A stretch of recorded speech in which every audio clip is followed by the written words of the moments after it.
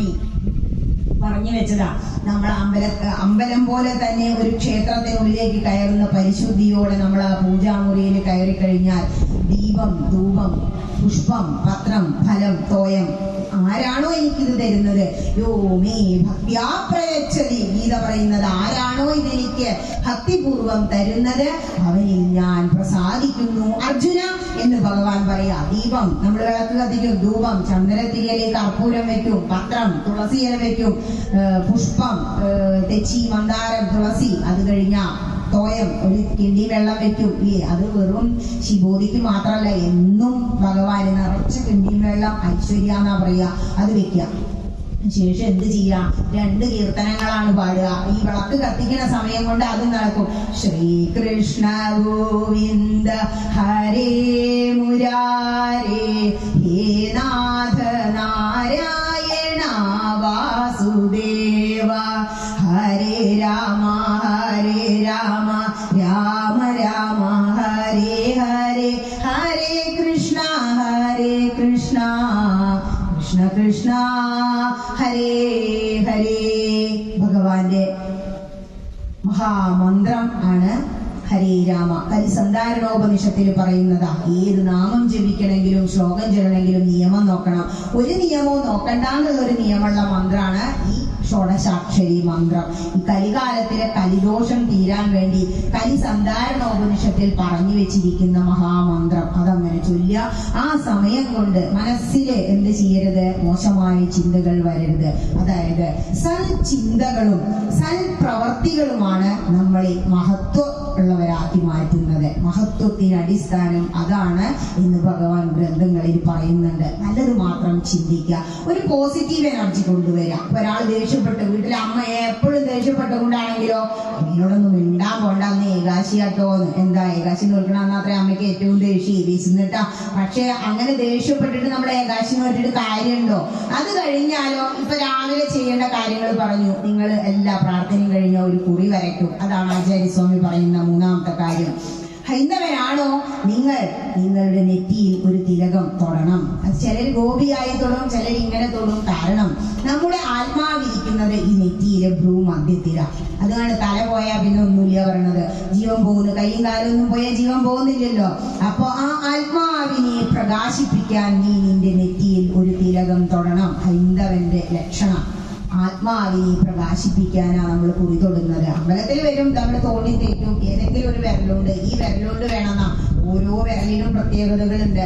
ഈ വിരൽ ഏറ്റവും പ്രധാനമാണ്. അതായത് ഈ വിരല് തുളസി തീർത്ഥത്തിലിട്ട് ഓം നമ ശിവായ എന്ന പഞ്ചാക്ഷരി മന്ത്രം ജപിച്ച, തീർത്ഥം കുടിച്ച സർവ്വ ദുരിതങ്ങളും തീരുന്ന. അപ്പൊ ഈ വിരലിൻ്റെത് മനസ്സിലായില്ലേ? അത്രയും പ്രധാനം ഓരോ വിരലുകൾക്കുണ്ട് കേട്ടോ. ഇങ്ങനെ പിടിക്കുന്നതിനൊക്കെ തത്വങ്ങളുണ്ട്. ഇനി ആ വിരല് കുറി തോണ്ടി തൊട്ട് കഴിഞ്ഞിട്ട് എന്ത് ചെയ്യണം? അമ്പലത്തിലേക്ക് പോകണം. പഞ്ചമഹായജ്ഞങ്ങൾ തന്നെ ഈ പറഞ്ഞു വരുന്നത് കേട്ടോ. രാവിലെ നീട്ടു നമ്മൾ എന്ത് ചെയ്യുന്നു? ബ്രഹ്മയജ്ഞം. ഇത്രയും സമയം ചെയ്തത് ബ്രഹ്മയജ്ഞം. ബ്രഹ്മമുഹൂർത്തത്തിൽ എഴുന്നേറ്റു, കുളിച്ചു, നാമം ചൊല്ലി, ഭഗവാന് വിളക്ക് വെച്ചു. ഇനി ചെയ്യുന്നതാണ് ദേവയജ്ഞം. ഏതെങ്കിലും ഒരമ്പലത്തിൽ ആചാര്യസ്വാമി പറയുന്നതാ, നീ ഹൈന്ദവനാണോ, ആഴ്ചയിൽ ശക്തിയുടെ ദിവസമായ വെള്ളിയാഴ്ചയെങ്കിലും നീ ഒരു ക്ഷേത്രത്തിൽ പോകണം. ക്ഷയാത് ത്രായതേ ഇതി ക്ഷേത്ര. നിന്റെ ആധ്യാത്മികമായ ഭൗതികമായ എല്ലാ ക്ഷയങ്ങളിൽ നിന്നും നിന്നെ ഉയർത്താനുള്ള കഴിവ് ക്ഷേത്രങ്ങൾക്കുണ്ട്. അതുകൊണ്ടാണ് ഹൈന്ദവൻ ക്ഷേത്ര ദർശനം നടത്തുന്നത്. ഈ ക്ഷേത്രത്തിൽ വന്നാലോ അപ്പൊ നമുക്ക് 5 സുഖം കിട്ടുന്ന പറയാ. എന്തത്ര 5 സുഖം? കുറെ തവണ വന്നു ടീച്ചറെ, ഒന്നുകൂടെ കിട്ടിയില്ലാലോ. ഒന്നാമത് നിങ്ങൾ ഇങ്ങോട്ട് കയറി വരുമ്പോ തന്നെ 18ാം പടി കയറും പോലെയാണ്. നല്ലൊരു എക്സസൈസാ സ്റ്റെപ്പ് കയറല്. അത് വലിയൊരു സുഖമായി. പണ്ടുള്ളവര് പറഞ്ഞു വെച്ചതാ, ക്ഷേത്രത്തിൽ പോണ രാവിലെ നീട്ടാൻ നടക്കാൻ പോകുന്നില്ലേ, ഒന്ന് കുളിച്ച അമ്പലത്തിലേക്കാണെങ്കിലോ രാവിലെ പ്രദക്ഷിണം വെച്ചാൽ രോഗശമനം ആണ് ഫലം എന്ന് നമ്മുടെ ഗ്രന്ഥങ്ങൾ പറയുന്നു. ഇനി ഇവിടെ വന്ന് തൊഴുതു പ്രദക്ഷിണമൊക്കെ കഴിഞ്ഞ് പുഷ്പാഞ്ജലി ഇങ്ങോട്ട് വാങ്ങുന്നതിന് മുമ്പ് നമ്മള് ഇവിടെ ഇരുന്നതാ ഒരാള് തൊഴാൻ വരികയാണെങ്കിൽ ചെവിക്ക് ഇത് കേൾക്കുക, ഹരേ രാമ ഹരേ രാമ കീർത്തനങ്ങൾ കേൾക്കുമ്പോൾ നമ്മുടെ ചെവി ഒരു ഇന്ദ്രിയം സുഖിക്കുന്നു. അകത്ത് കയറി ആ ദേവി ഇങ്ങനെ നിറമാലയൊക്കെ ചാർത്തി ചന്തത്തോടെ ഇരിക്കുക, ചൈതന്യത്തോട് കൂടിയിട്ട് നമ്മുടെ കണ്ണുകൾ സുഖിക്കുന്നു. ആകെ ഈ കണ്ണ് കിട്ടിയിരിക്കുന്നത് എന്തിനാറിയോ? ഭഗവാനെ കാണാനാത്രേ. കണ്ണനെ കാണാത്ത കണ്ണെന്തിനാ കണ്ണ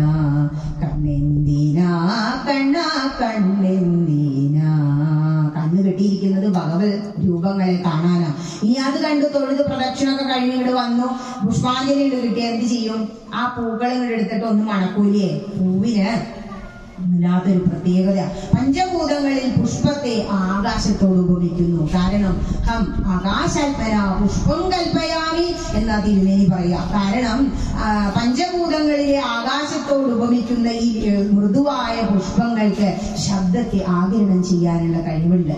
ഈ മന്ത്രങ്ങൾ അങ്ങനെ ജപിച്ച് തിരുമേനി നമ്മുടെ പുഷ്പാഞ്ജലി അർച്ചിക്കുമ്പോ ആ മന്ത്രങ്ങളെ ആ പുഷ്പങ്ങൾ സ്വീകരിച്ചിട്ടുണ്ടായിരിക്കും. അപ്പോ ആ മന്ത്രപൂരിതമായ പുഷ്പങ്ങൾ ഭഗവതിയുടെ ആ തൃപ്പാദാരവിന്ദങ്ങളിൽ നിന്ന് എടുത്താൽ നമുക്ക് പുഷ്പാഞ്ജലി തരാം. ആ പുഷ്പങ്ങൾ നമ്മൾ എന്ത് ചെയ്യും? മൂക്കിലൊന്ന് അങ്ങോട്ട് മണക്കും, ധാണിക്കും. അതാണ് നമ്മുടെ മൂക്കിന് കിട്ടുന്ന സുഖം. അത് കഴിഞ്ഞ് അതിനെ നമ്മൾ തലയിൽ വെക്കും. അപ്പൊ നമ്മുടെ ശരീരം സുഖമായി. എന്നിട്ട് എന്ത് ചെയ്യും? ആ ചന്ദനം അങ്ങോട്ട് തൊടും. ചന്ദനം ഭൂമിയെ പ്രതിനിധീകരിക്കുന്നു. പഞ്ചഭൂതങ്ങളിൽ നമ്മുടെ ത്വക്കിന് സുഖം കിട്ടുന്നതാണ്. അപസ്മാരം ഉണ്ടാവില്ല ചന്ദനം തൊട്ടാന്നാ പറയാ. തലവേദനയൊക്കെ ഉണ്ടാകുമ്പോൾ മുത്തശ്ശി അരച്ചിട്ട് തരുമല്ലോ. ഇനി അതും കഴിഞ്ഞ് പുറത്തേക്ക് ഇറങ്ങുമ്പോഴോ നമുക്ക് നാവിനെ സുഖിപ്പിക്കണം. കഴകം പറയും, ദേ ഇത്തിരി പായസം അപ്പം കൊണ്ട് കഴിച്ചിട്ട് പോവാട്ടോ. സുഖായി. 5 സുഖം കിട്ടിയോ? പഞ്ചേന്ദ്രിയങ്ങളെ സുഖിപ്പിക്കാൻ ക്ഷേത്ര ദർശനത്തിന് കഴിയുന്നു. ആദ്യം ചെവി, കണ്ണ്, ചെവിയിലൂടെ കീർത്തനങ്ങൾ, കണ്ണിലൂടെ ഭഗവാന്റെ ദർശനം, മൂക്ക് ഭഗവാന്റെ പൂക്കളുടെ മണം, നാവ് ഭഗവാന്റെ പ്രസാദം, 5 ചന്ദനം നമ്മുടെ ത്വക്കിലുള്ള സുഖം. അതാണ് ക്ഷേത്ര ദർശനത്തിൽ 5 സുഖം കിട്ടും എന്ന് പറയുന്നത്. ഇത് അറിഞ്ഞ് ആരാധിക്കണം. ഈ അറിയാതെ ആരാധിക്കുമ്പോ എന്താണോ, ഇവിടെ ഇരുന്ന് ഗ്രന്ഥം വായിക്കൂ എന്ന് പറഞ്ഞു, ഏതായാലും മാതൃസമിതിയിൽ അംഗല്ലേ വായിച്ചളയാം എന്ന് കരുതി ഇവിടെ എന്തിരുന്നു. ഓം ശ്രീമാതാ ശ്രീ മഹാരാജ്ഞി ശ്രീമത് സിംഹാസനേശ്വരേ ചിദഗ്നികുണ്ഡ സംഭൂത ദേവകാര്യ സമുദ്യക ഇങ്ങനെ ചൊല്ലി ലളിതാ സഹസ്രനാമങ്ങൾ ആ തലവരെ അവസാനം ഓം ശ്രീ ലളിതാംബികായേ നമഃ എന്ന് പറഞ്ഞു നിർത്തി. എന്നിട്ടോ എന്താ ആദ്യം ചൊല്ലിയുടെ അർത്ഥം എന്ന് ചോദിച്ചാൽ അറിയില്ല. ഈറ്റിംഗ് വിത്തൗട്ട് ഡൈജസ്റ്റിംഗ്, അതാണ് മന്ത്രം അറിയാതെ ചൊല്ലിയാലത്തെ ഗുണം.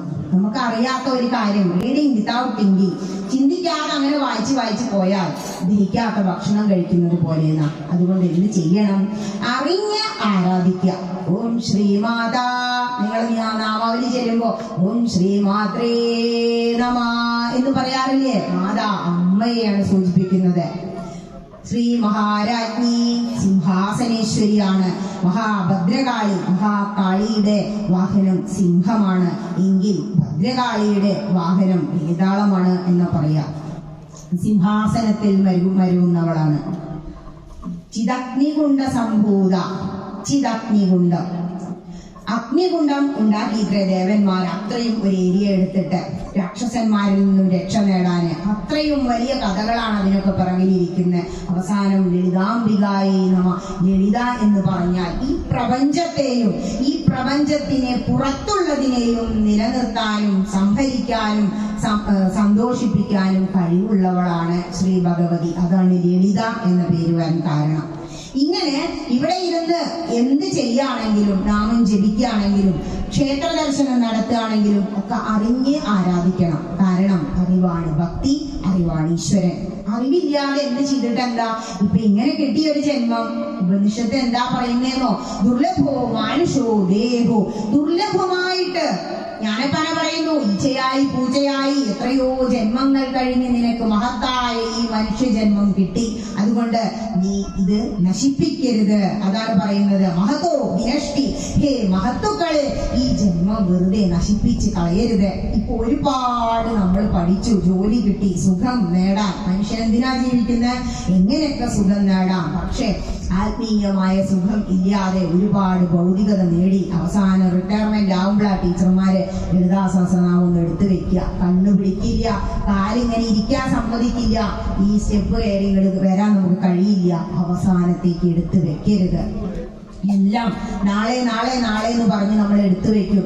നമ്മുടെ ഇന്നത്തെ ജീവിതത്തിൽ ആത്മീയത പ്രാരബ്ധം അനുഭവിച്ചുകൊണ്ട് തന്നെ മുന്നോട്ട് കൊണ്ടുപോകണം. കാരണം ഈ ശരീരത്തിൽ ഇരുന്നു കൊണ്ട് ഹൈന്ദവന്റെ ആചാരങ്ങൾ പറയുന്നത് മരണത്തിന് ശേഷം അല്ല, സുഖം ഈ ജീവിതത്തിൽ ഉണ്ടാവാനാണ് നിന്റെ ആചാരങ്ങളും അനുഷ്ഠാനങ്ങളും.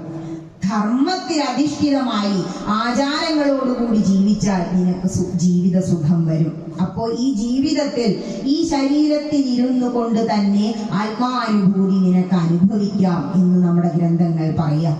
കുറെ ജപിക്കുമ്പോ നമുക്ക് തന്നെ നമ്മളിൽ വരുന്ന മാറ്റം മനസ്സിലാവും. വേദമന്ത്രങ്ങളൊക്കെ അങ്ങനെ ജപിച്ചാലുണ്ടല്ലോ, ദിവസം ഒരു ഗായത്രിയെങ്കിലും നിങ്ങൾ ജപിച്ചാൽ നിങ്ങൾക്ക് വരുന്ന മാറ്റം നിങ്ങൾക്ക് മനസ്സിലാവും. പലരും ചോദിക്കും, എങ്ങനെയാ ടീച്ചറെ ഇതൊന്നും നോക്കാതെ ഇങ്ങനെ പറയണേന്ന്. അതെന്ന് പറഞ്ഞാൽ നമ്മളുടെ ഉപാസനയുടെ മന്ത്രങ്ങളുടെ, നമ്മൾ പോകുന്ന ഗ്രന്ഥങ്ങളുടെ ശക്തിയാണ്. ഒരുപാട് വ്യക്തികൾ നമ്മുടെ കൂടെ ഇങ്ങനെ ടീച്ചർ പറയുമ്പോ കിട്ടുന്ന ആ ഒരു കോൺഫിഡൻസില്, അതിന്റെ ഒരു സുഖ, അങ്ങനെ കണ്ണടച്ചിരുന്ന് ഭഗവാന്റെ കൂടെ ഇരുന്ന് ആ കഥകൾ നിങ്ങൾക്ക് എങ്ങനെ അറിവ് പകർന്നു തരാം. കാരണം തപസ്വീശ്വരന്മാർ വേദമന്ത്രങ്ങൾ അവർക്ക് വെളിപാടായി കിട്ടിയപ്പോ എനിക്ക് മാത്രം എന്ന് പറഞ്ഞ് എടുത്തു വെച്ചില്ല, അവരത് വിളിച്ചു പറഞ്ഞു. അതാണ് നമ്മുടെ വേദങ്ങൾ. നമുക്ക് കിട്ടുന്നതെല്ലാം കൊടുക്കാനുള്ള മനസ്സ്. ശ്രീരാമചന്ദ്രൻ എന്താ പറഞ്ഞത്? ഈ രാജ്യഭാരം ഒഴിവാക്കി തന്നത് നന്നായി അമ്മേ, അമ്മയ്ക്കാണ് എന്നോട് ശരിക്കും സ്നേഹം. ഇവിടെ ഇരുന്നാ അത് മുൾക്കിരീട. രാജ്യം ഭരിക്കൽ കുറച്ച് ബുദ്ധിമുട്ടല്ലേ, പ്രത്യേകിച്ച് പ്രതിപക്ഷം ഉണ്ടെങ്കിൽ പറയണ്ട. അപ്പോ കാട്ടിൽ പോയാലോ സീതയുടെ കൂടെ ശരിക്കും ഒരു ഹണിമൂണാം അല്ലെ. ഇപ്പൊ കാട്ടിൽ അരുവിയിലെ വെള്ളം കുടിക്കാം, പഴങ്ങൾ കുറച്ച് തിന്നാം, രാജ്യഭാരം ഒന്നും നോക്കണ്ട, ആരും കുറ്റം പറയില്ല. അപ്പോ ഷെയറിങ്, കെയറിങ് ആൻഡ് ക്യൂറിങ്, അതാണ് ഹൈന്ദവ മതം പറയുന്നത്. നമുക്ക് കിട്ടുന്നതെല്ലാം എത്രമാത്രം അറിവ് നിങ്ങൾ നേടിയോ, അഗ്നി പോലെയാണെന്ന. അഗ്നിയെ നിങ്ങൾ അങ്ങോട്ട് ജ്വലിപ്പിച്ചു, ഇങ്ങനെ ഉരയ്ക്കുമ്പോഴേ എവിടുന്നാ വരണേ നമുക്ക് അറിയില്ല. അതാണ് ഈശ്വരന്റെ ശക്തി. ഇങ്ങനെ അണയ്ക്കുമ്പോ എങ്ങടാ പോണത് അതും അറിയില്ല. ഇവിടെ നിറയെ അഗ്നി ഉണ്ട് എന്ന് മനസ്സിലാക്കാം. അതുപോലെ അഗ്നി പോലെ എത്ര ദീപം അതിൽ നിന്ന് കൊളത്തിയോ യാതൊരു പ്രഭയ്ക്ക് കുറവില്ലല്ലോ. അതുപോലെ അറിഞ്ഞ് പഠിച്ച് പഠിപ്പിച്ച് പ്രചരിപ്പിക്കുക, അല്ലെങ്കിൽ നമ്മുടെ ഹൈന്ദവ മതം തകർന്ന് തരിപ്പണമായി പോവും. പക്ഷേ എത്രയോ സംസ്കാരങ്ങൾ വന്നു, എത്രയോ മതങ്ങൾ വന്നു നമ്മുടെ ഭാരതത്തിൽ. പക്ഷേ സനാതന ധർമ്മം, സനാതനം എന്ന് പറഞ്ഞാൽ തന്നെ നശിക്കാത്തതാ. ഇത്ര കാലം കഴിഞ്ഞിട്ടും ഇന്നും പൂർവാധികം ശക്തിയോടെ തിരിച്ചു വന്നു എങ്കിൽ അത് നമ്മുടെ മഹർഷീശ്വരന്മാരുടെ കഴിവാണ്. അപ്പോ എന്ത് ചെയ്യണം? നമുക്കായി ഋഷികടം എന്ന് പറയും, ഋഷീശ്വരന്മാർ എഴുതി വെച്ച ഗ്രന്ഥങ്ങളിലൂടെ പോവുക. പിതൃകടം വീട്ടാൻ ഒരുപാട് പിതൃതർപ്പണം ചെയ്തു. പക്ഷെ എന്റെ ജീവിതത്തിൽ ഋഷികടം വീട്ടാൻ കാരണം ഇത്രയും ദ്രഷ്ടാക്കരായ മാമുനിമാർ എഴുതി വെച്ച ആ ഗ്രന്ഥങ്ങൾ നമ്മളൊന്ന് തുറന്നില്ലെങ്കിൽ അവർ ശപിക്കുത്രേ. മഹാഭാവികള് കൂടിയിരിക്കുമ്പോ ഗ്രന്ഥം ആദ്യം കയറ്റണം എന്ന് പറഞ്ഞു. ഇപ്പൊ എല്ലാരും കൂടിയിരിക്കുമ്പോ ഒരു ഗ്രന്ഥം വാങ്ങിയിട്ട് അഷ്ടമംഗല്യത്തട്ടിനൊപ്പാണ് കയറ്റിക്കൊണ്ടുപോയി പൂജാമുറിയിൽ വെച്ച് പൂജിച്ചുകൊണ്ടിരിക്കുക. അങ്ങനെയല്ല, അത് തുറക്കണം. എന്തെല്ലാം ആണ് അതിൽ എഴുതി വെച്ചിരിക്കുന്നത്. രാമസിംഹൻ എന്ന് പറഞ്ഞ് ഹിന്ദു മതത്തിലേക്ക് വന്ന അലി അക്ബർ ആദ്യം എന്താ പറഞ്ഞെന്നോ? ഞാനിപ്പോ ഒരു നിവേദ്യ ചെമ്പിൽ വീണ ഈച്ചയുടെ അവസ്ഥയിലാണ്. എന്തേ ചോദിച്ചപ്പോ ഒരുപാട് ഗ്രന്ഥങ്ങൾ എടുത്തു, ഏതെടുത്താലും മധുര. നിവേദ്യ ചെമ്പിലെ പായസത്തിൽ വീണ ഈച്ച എങ്ങോട്ട് തിരിഞ്ഞാലും മധുരല്ലേ. അതുപോലെയാണ് ഹൈന്ദവ മതം. അതുകൊണ്ടാണ് എല്ലാവരും ഹൈന്ദവ മതത്തിലേക്ക് വരുന്നത്. വിദേശികളെല്ലാവരും നമ്മുടെ മതത്തിന്റെ പുറകെ, നമ്മുടെ ഗീതയുടെ പുറകെ, ഗീത പഠിച്ച് പ്രചരിപ്പിച്ചുകൊണ്ടിരിക്കുക. അമേരിക്കയിലെ 186 യൂണിവേഴ്സിറ്റികളിൽ സിലബസ് ആണ് ഭഗവത്ഗീത. നമ്മുടെ കുട്ടിയോട് ഗീതയുടെ ആദ്യ അധ്യായത്തിന്റെ പേരെന്താന്ന് ചോദിച്ചാൽ അറിയില്ല. അതാണ് നമ്മുടെ തകർച്ച. ഹൈന്ദവൻ എന്ത് ചെയ്യുന്നുണ്ട്? ഇഷ്ടം പോലെ സമ്പത്ത് നേടിവെച്ച് FD-കൾ ഉണ്ടാക്കി കൊടുക്കുന്നു, ഭൂമി റിയൽ എസ്റ്റേറ്റ് ചെയ്തു കൊടുക്കുന്നു, നല്ല വിദ്യാഭ്യാസം കൊടുക്കുന്നു, നല്ല സാമ്പത്തിക സ്ഥിതിയുണ്ട്, എല്ലാ സൗകര്യമുണ്ട്. പക്ഷെ ലൈഫ് ആഫ്റ്റർ ഡെത്ത്, നിന്റെ ഈ ശരീരം ഒരു ചിരതേ, ഇത് ശരീരം നശിച്ചതിന് ശേഷം എന്തിനു വേണ്ടി ഈ ജന്മം കിട്ടി? ഇങ്ങനെ ഉണ്ടുറങ്ങി കഴിയാനാണോ? കുറെ കഴിയുമ്പോൾ മടുക്കില്ലേ? അതാണ് ഭഗങ്ങൾ ഉള്ളവളാണ് ഭഗവതി എന്ന് പറയുന്നത്. 6 ഭഗങ്ങൾ ഉള്ളവൾ ഭഗവതി അല്ലെങ്കിൽ ഭഗവാൻ. ഭഗവതിയാണല്ലോ ഇവിടെ പ്രതിഷ്ഠ. ഏതൊക്കെയാ 6 ഭഗങ്ങൾ? ഐശ്വര്യം, വീര്യം, ശ്രീ, യശസ്, വിജ്ഞാനം, വൈരാഗ്യം. ഇതെന്താ? ഇത് മാത്രം മനസ്സിലാക്കിയാൽ മതി നമ്മുടെ ജീവിത ലക്ഷ്യം മനസ്സിലാക്കാൻ. കാരണം നമ്മൾ ഐശ്വര്യത്തോടുകൂടി നല്ല ഒരു വീട്ടിൽ വന്ന് ശ്രീമാനായി ജനിക്കുന്നു, വീര്യവാനായി. അതെന്താ അങ്ങനെ പറയുന്നേ? നമ്മൾ കയ്യും കാലും ഒക്കെ ഉള്ള, കണ്ണൊക്കെ കാണുന്ന നല്ല ഭാഗ്യവാന്മാരായിട്ട് ജനിച്ചില്ലേ? അതാണ് ഐശ്വര്യമുള്ള ജനനം. ശ്രീമാനായി ജനിക്കുന്ന, വീര്യവാനായി അവൻ വളർന്നു വലുതായി വന്ന് വിജ്ഞാനം നേടണം. ഒരുപാട് അറിവ് നേടുമ്പോൾ ഇങ്ങനെ നിങ്ങൾ അറിഞ്ഞ് മറ്റുള്ളവരെ അറിയിപ്പിക്കുമ്പോൾ നിങ്ങളെ തേടി കീർത്തി യശസ് തേടി വരും. ഇതെല്ലാം ഉള്ളവളാ ഭഗവതി. ആ യശസ്സൊക്കെ ഒരുപാടായി, കുറെ സമ്പാദിച്ചിട്ട് കാര്യമുണ്ടോ? ഇവിടെ തന്നെ ഇരുന്ന് പ്രഭാഷണം നടത്താൻ എഴുതിയ 10 കൊല്ലം കഴിഞ്ഞ് ഇവിടെ ഉണ്ടാവുമോ നമുക്ക് അറിയില്ലല്ലോ. അപ്പൊ എന്താ, നമ്മുടെ ഉള്ളിൽ എന്ത് വരണം? വിജ്ഞാനവും വൈരാഗ്യവും ഉണ്ടാകണം. ഒരുപാട് യശസ് വന്നു, അതിനോടൊപ്പം വിജ്ഞാനം. എന്താ, ജ്ഞാനവും വിജ്ഞാനവും വ്യത്യാസമുണ്ട്. ഹൈന്ദവ മതം മാത്രമാണ് ജ്ഞാനോപദേശം നൽകുന്നത്. മക്കള് അമ്മമാരെ അച്ഛന്മാരെ ഉപദേശിക്കുന്നത് കാണാം. നമ്മുടെ ഗ്രന്ഥങ്ങളിൽ കാണാത്തതൊന്നും നമ്മുടെ ഭൂമുഖത്തില്ല. മഹാഭാരതത്തിൽ പറയുന്ന ഒരുപാട് കഥകളുണ്ട്, ഭാഗവതത്തിൽ വരുന്നുണ്ട്. ഭാഗവതത്തിൽ പറയാണ്, അങ്ങോട്ട് ഉപദേശിച്ചു കൊടുക്കുക ആദ്യം തന്നെ ആത്മദേവൻ എന്ന അച്ഛന് ഗോകർണൻ എന്ന മകൻ, അച്ഛാ ഈ ലൗകികത്തിന്റെ പിറകെ ഇനി ഇങ്ങനെ പോണ്ടാട്ടോ, അച്ഛൻ പോയി തപസ് ചെയ്തോളൂ. ദുന്ദുകാരിനെ കൊണ്ട് ബുദ്ധിമുട്ടിയിട്ടേ അവസാനം മകന്റെ ഉപദേശം സ്വീകരിച്ച് ആത്മദേവൻ തപസ്സിന് പോകുന്നത്. ഇവിടെ എപ്പോഴും ഉണ്ട്, അച്ഛനെ ഉപദേശിക്കുന്ന മക്കളില്ലേ, അച്ഛന് മൊബൈലൊന്നും അറിയില്ലെങ്കിൽ മക്കളാ പറഞ്ഞു കൊടുക്കുക. അപ്പൊ ഞാനത് സെറ്റ് ചെയ്യുമ്പോ ആ പയ്യനാ വന്നിട്ട് ടീച്ചറെ ഞാൻ വെച്ചോളാം, ഇത്ര എനിക്ക് അത്ര അതിനെ കുറിച്ച് അറിവില്ല. അതാ മക്കള് അങ്ങോട്ട് ഉപദേശം കൊടുക്കുന്ന ഒരു സംസ്കാരം ഹൈന്ദവ മതത്തിലുണ്ട്. മറ്റുള്ളവരെന്താ പറയാ, അത് അഹങ്കാരമാണ്. അത് അഹങ്കാരം ഒന്നല്ല, അവരുടെ അറിവാണത്. അതുപോലെ തന്നെ ഉപദേശം കൊടുക്കും. കാവിലേയോപാഖ്യാനം, അമ്മയ്ക്ക് ഉപദേശം കൊടുക്കുക കപില മഹർഷി, അത്രയും വലിയത്. വ്യാസഭഗവാൻ, നമ്മൾ പറയും വ്യാസോച്ഛിഷ്ടം ഇത് ജഗത് സർവം. വ്യാസഭഗവാൻ അത്രയും വിവരമുള്ളവനാ. ശ്രീശുഖ ബ്രഹ്മർഷി എന്ന മകൻ അച്ഛനെ ഉപദേശിക്കുന്നുണ്ട്. അതാണ് ഹൈന്ദവ മതം. ചോദ്യം ചെയ്യാതെ വിശ്വസിപ്പിൻ എന്ന് ഹൈന്ദവ മതം പറയുന്നില്ല. ഗീതങ്ങൾ എടുത്തു വെച്ചാല് ആദ്യത്തെ അധ്യായം മുഴുവൻ ചോദ്യങ്ങളാ. കൃഷ്ണ എനിക്കത് വേണ്ടാട്ടോ, ഇത് വേണ്ടാട്ടോ. ആകാംക്ഷേ വിജയം കൃഷ്ണ നജരാജ്യം സുഖാരിജ കിന്നോ രാജ്യേന ഗോവിന്ദ ഭോഗീർജീവിതേനവാ. ഹേ കൃഷ്ണ, എനിക്ക് ഈ രാജ്യമൊന്നും വേണ്ടാട്ടോ, വരൂ നമുക്ക് യുദ്ധം ചെയ്യണ്ടാന്ന്. സൂചി കുത്താൻ ഇടം തരുന്നില്ല. വരൂ കൃഷ്ണ, 4 പൊട്ടിക്കാന്ന് പറഞ്ഞ് വിളിച്ചു കൊണ്ടതാണ്. എന്നിട്ട് പറയാപ്പോ വേണ്ട പോവാന്ന്. നമ്മളാണെങ്കിലോ അവിടെ കൊടുക്കും 2 ഭഗവാൻ ഒന്നും മുണ്ടിയില്ല. 47 ശ്ലോകം കഴിയുന്നത് വരെ ഭഗവാൻ അങ്ങനെ ചിരിച്ചുകൊണ്ട് നിന്നു. ഭഗവാൻ എന്താണോ ചിരിക്കാൻ കഴിയുന്നത്? അതാണ് ചിരിക്കാത്ത കരയാത്ത പരബ്രഹ്മരൂപിയാണ് കൃഷ്ണൻ. ചിരിക്കുക, നമ്മൾ പുഞ്ചിരിച്ചുകൊണ്ട് നിൽക്കുക. ഒരാൾ ചീത്ത പറയുമ്പോൾ നിങ്ങൾ ചിരിച്ചു നോക്കൂ, ആ പ്രശ്നം അവിടെ തീരും. തിരിച്ചു പറഞ്ഞാലോ 2 കൈയടിച്ച ശബ്ദമായി. അതാണ് അതിന്റെ തത്വം. 2ാമത്തെ അധ്യായം എത്തുമ്പോ പറയാണ്, ക്ലൈബ്യം മാസ്മഗമപാർത്ഥ നൈതത്വയുപപദ്യതേ ക്ഷുദ്രം ഹൃദയ ദൗർബല്യം തിഷ്ട പരന്തവ. ഹേ അർജുന, നിന്റെ ഈ ഹൃദയ ദൗർബല്യം ഉണ്ടല്ലോ, പെണ്ണുങ്ങളെ പോലെ, അതൊക്കെ അവിടെ വെച്ചോളൂ, യുദ്ധം ചെയ്യൂ എന്ന്. ഇത് പറഞ്ഞാലോ ഗീതയിൽ കുറെ ചോദ്യങ്ങളാ, ക്രോസ് ക്വസ്റ്റ്യനാ. അർജുനൻ എന്തെല്ലാം ചോദ്യങ്ങളാ ചോദിക്കുന്നത്. കൃഷ്ണ പുളുവടിക്കണ്ടാട്ടോ, നമ്മളൊപ്പം ഒരേ പ്രായക്കാരല്ലേ, പിന്നെ എങ്ങനെ നിനക്ക് അറിയുന്നത് സൂര്യനെ എന്ന് പറയാം. ബഹൂനിമേ വ്യതീതാനി ജന്മാനി തവ ചാർജുന താന്യഹം വേദ സർവാണി. അങ്ങനെ പറഞ്ഞൊരു ശ്ലോകം ഉണ്ട്. അതായത് ബഹൂനിമേവതീതാനി, എനിക്ക് ഒരുപാട് ജന്മങ്ങൾ ഉണ്ടായി, നിനക്കും ഉണ്ടായിട്ടുണ്ട് അർജുന.